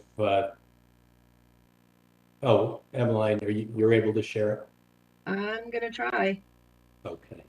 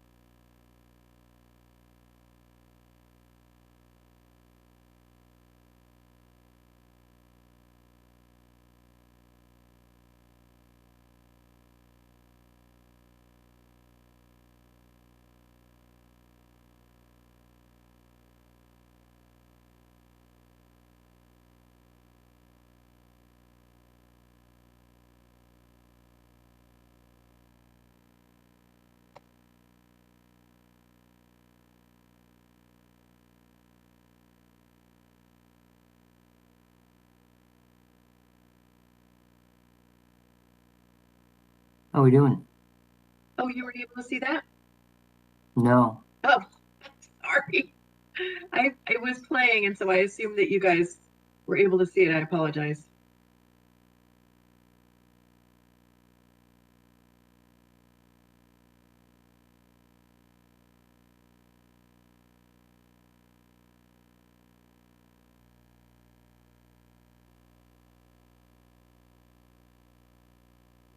So you're sharing your screen right now. We can see you on the Explorer, right? But you can't see the video? No. And so what I think you need to do is stop sharing your screen, launch the video, then click share your screen and choose the video to share. Okay.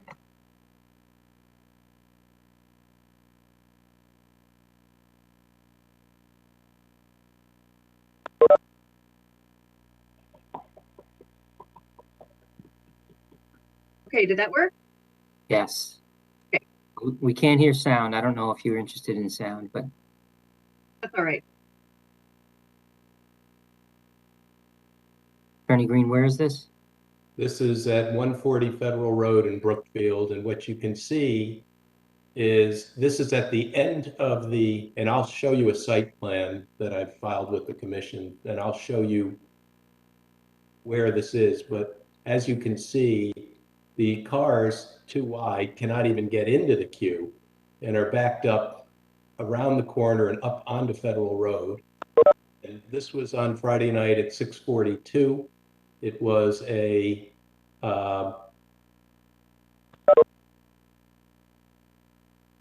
and the cars just were backed out into the street. I can show you some still photographs, which I can share. Attorney Green, I saw people with traffic vests on. Do you know if those were Chick-fil-A employees? Those were Chick-fil-A employees, and they were taking orders. Let me share, I'll share some photos here.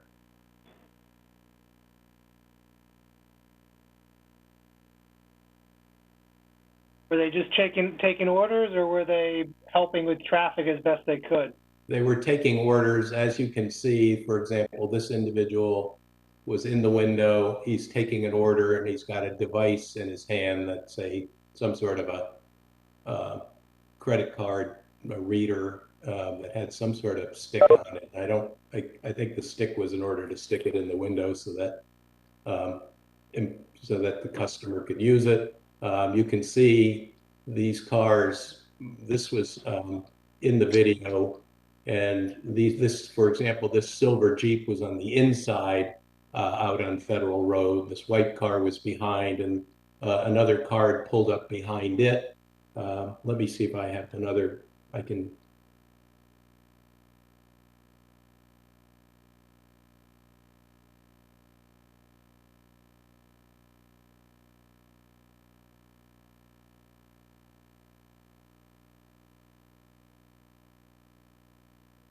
And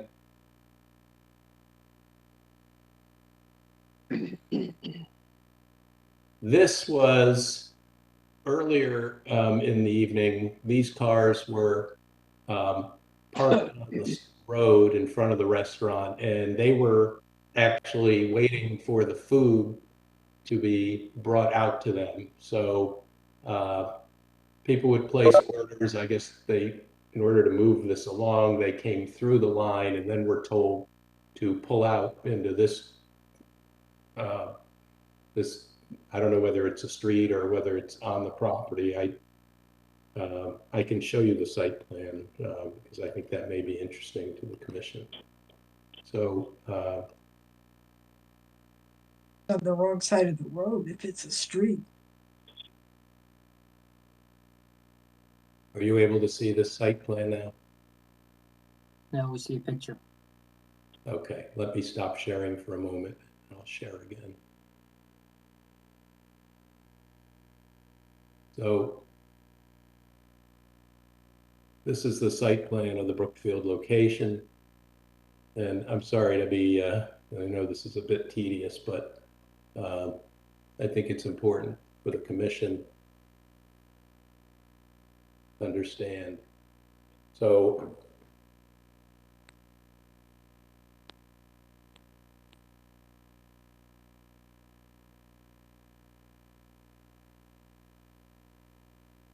So I was here taking the photographs about here. Cars that were waiting for food were here. And the traffic that you saw was wrapped around here into Federal Road. And that was 2 lanes wide. Now this, I don't know what the precise length of this queue is. This restaurant has a much longer queue than, well, it's a double car queue from out in the street. And so I can't tell you what I'm sure that Attorney Nuff can provide that information as to how many cars this queue accommodated, but I can tell you once again that it was just a chaotic scene there, traffic-wise. And that restaurant, by the way, has been open for 6 years. And let me just bear with me for one moment. That was not the busiest time for the restaurant. According to Google, the busiest times for that restaurant are by far Saturdays at 1 p.m. And the busiest time of all for the Brookfield location, according to Google, is Saturday night at 6 p.m. But it was just, and one thing I will say, however, is that even with that queue, the time to get food was approximately 15 minutes from the time that the cars got to the queue. Now, the thing that's troubling and that I also can't assess is that both the Norwalk location and the Brookfield location, the dining rooms were closed. And I don't know whether that meant that certain people, actually the Brookfield location may have been open. It looked like there were 2 people inside, but I didn't know whether they were employees or dining there.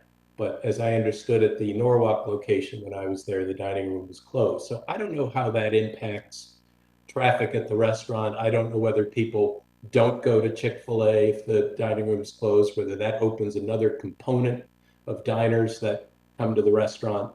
And again, with 2,697 restaurants, this is information that Chick-fil-A should be providing so that this commission can make a fair and informed consent. The lot was very full in Norwalk. The Brookfield lot, actually, from time to time, there were spaces open in the Brookfield lot. But the pattern of traffic, I mean, trying to get the impact of that queue rolling out into Federal Road, and no one was out directing traffic for that queue. And if you could hear the sound, you would have heard horns blaring. And I have provided a link to the video, and that's something we can share with the commission, and it's in the record, and I've provided it to Attorney Nuff.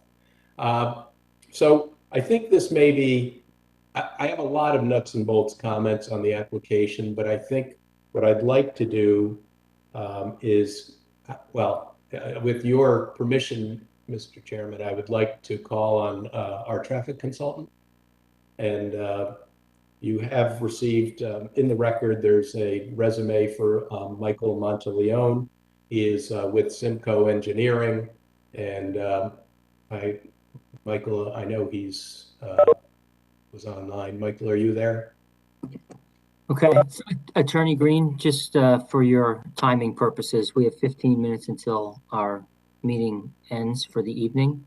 I doubt you're going to be finished by then, following which, for the members of the public, we will resume at our next, will we be putting this over to the next regular meeting, Mr. Wendt? That would be the likely scenario unless we are adding a meeting to the calendar that we presently do not have scheduled. No, without adding another meeting to the calendar, what's the next date? October 12th. All right, so it would be October 12th, at which point we would pick up again, presumably with Attorney Green, and then any other members of the public. So may I suggest this, Mr. Chairman? I have no expectation that Mr. Monteleone would conclude his presentation in the 15 minutes that's remaining. If the chair would prefer, I note that there are members of the public who've been waiting to speak. We could start with Mr. Monteleone at the start of the next hearing, or I can start him now. Except his report is in the record, but there's a lot to discuss, although he has not had an opportunity to see some of the documents that were put forth by the applicant, and maybe it may be wise to have those documents as part of his report, but I leave it to the That's fine. That's fine. What I'll do is, why don't we do this? I think we should all have the benefit of the presentations in the record. I don't feel a need to put anyone on the spot to interrupt your presentation. So let's do this. Unless, why don't is there any member of the public that wishes to take a few minutes now to be heard on this, so that you don't need to speak at the next meeting? I'll just put that out there. Some folks might have Chair? Oh, some conflicts. We have a CJ Venus who has requested to speak. Okay. So I'm fine coming the next meeting and doing it then if Attorney Green wants to continue his presentation. So whatever you guys prefer and whatever works better for you guys. Yeah. Okay. Then we'll just hold it over to the next meeting. That's fine. I'm just interested to understand if there's any member of the public that absolutely wants to take a few minutes right now, as opposed to waiting until the next meeting. Just want to put that out there. Okay. And I'm not hearing anyone jump in at that chance. So we're going to adjourn the meeting. We're going to continue the hearing until next time, as I've just indicated. Attorney Nuff, I've lost you on video. I don't know, are you still with us?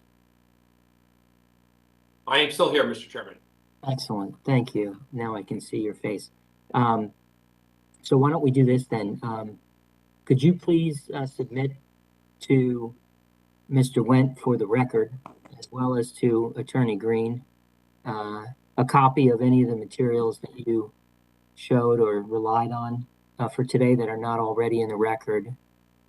And I'm also interested to understand the basis for your demand and objection to Attorney Green not disclosing the identity of his clients, the nature of his representation.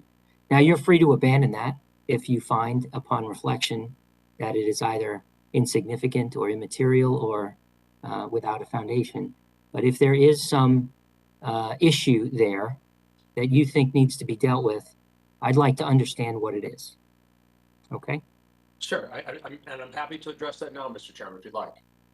Sure, if you'd like to do that now. Right, I mean, first on the record items, let's put aside the hyperbole. I mean, all we did in the summary that Rob shared. You don't even have to argue this point. I'm not taking issue with your using your use of those summary materials. Okay. I am merely acknowledging that he has a right to copies of what you did put up. And I'm more than happy to supply those. Great. So let's move on then. Okay. So with regard to Attorney Green's clients, you know, we could have applied for a fast food restaurant and just said, and not provided the identity of who the fast food restaurant was going to be. And that would be entirely proper under your regulations, under the statutes. You could, because you regulate the use and not the user. We also had to reveal who every member is of the LLC that is the owner and the applicant of this parcel. And that's for good reason. I mean, candidly, I was on the commission when that rule was put in place so that the commission members can determine whether or not they have a conflict of interest. Now, let's face it, I don't think that Fairfield, the town of Fairfield, is immune from the rumor mill. We have, on good authority, that Attorney Green is representing the owner of the Duchess restaurant down the street. It's a competitor. I mean, and I think that if you have a competitor who is challenging an application, that the commission has the right to view that in a different context than if it were just another neighbor, for instance. So While he has not disclosed it to the commission, I wouldn't be surprised if other commission members haven't heard it or staff hasn't heard it. And I think it's just, frankly, it's just fair. If we have to disclose, he ought to disclose as well, because we all know that he's not here on his own volition as a citizen of the town, and he's not paying for the traffic report out of his own pocket. I just think that, you know, we hear from Attorney Green a lot about fundamental fairness, but when fundamental fairness is applied to him, all of a sudden he's, you know, hiding behind, you know, the fact that, you know, that he's claiming, and without any sort of demonstration, that there is no conflict. And I just think that's, you know, wildly unfair and, you know, does a disservice to the process. Okay, very well.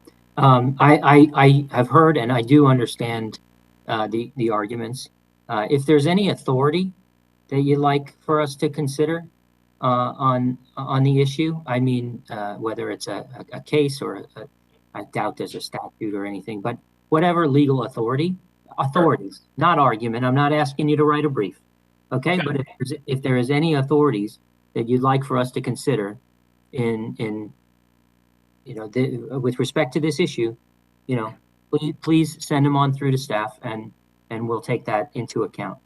And if there's anything more to address in this regard, we'll do so at the next hearing. Okay. All right. Yes, Mr. White.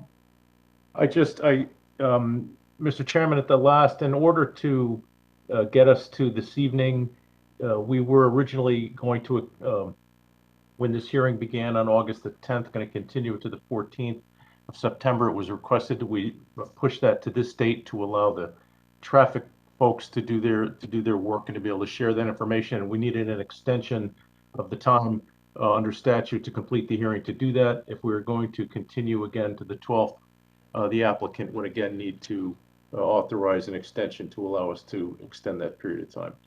And I'm happy to do so, and I can follow up with an email tomorrow morning. Thank you. Okay, great. Thank you very much, Attorney. Just a housekeeping detail. Yep. No, and that's why we get paid the big bucks. That's great. I appreciate the attention to detail. All right, very good. Well, with all that having been said, I will hold this, continue this matter until the next meeting, and I'll adjourn the meeting for. Okay. Thank you. Good night, everyone.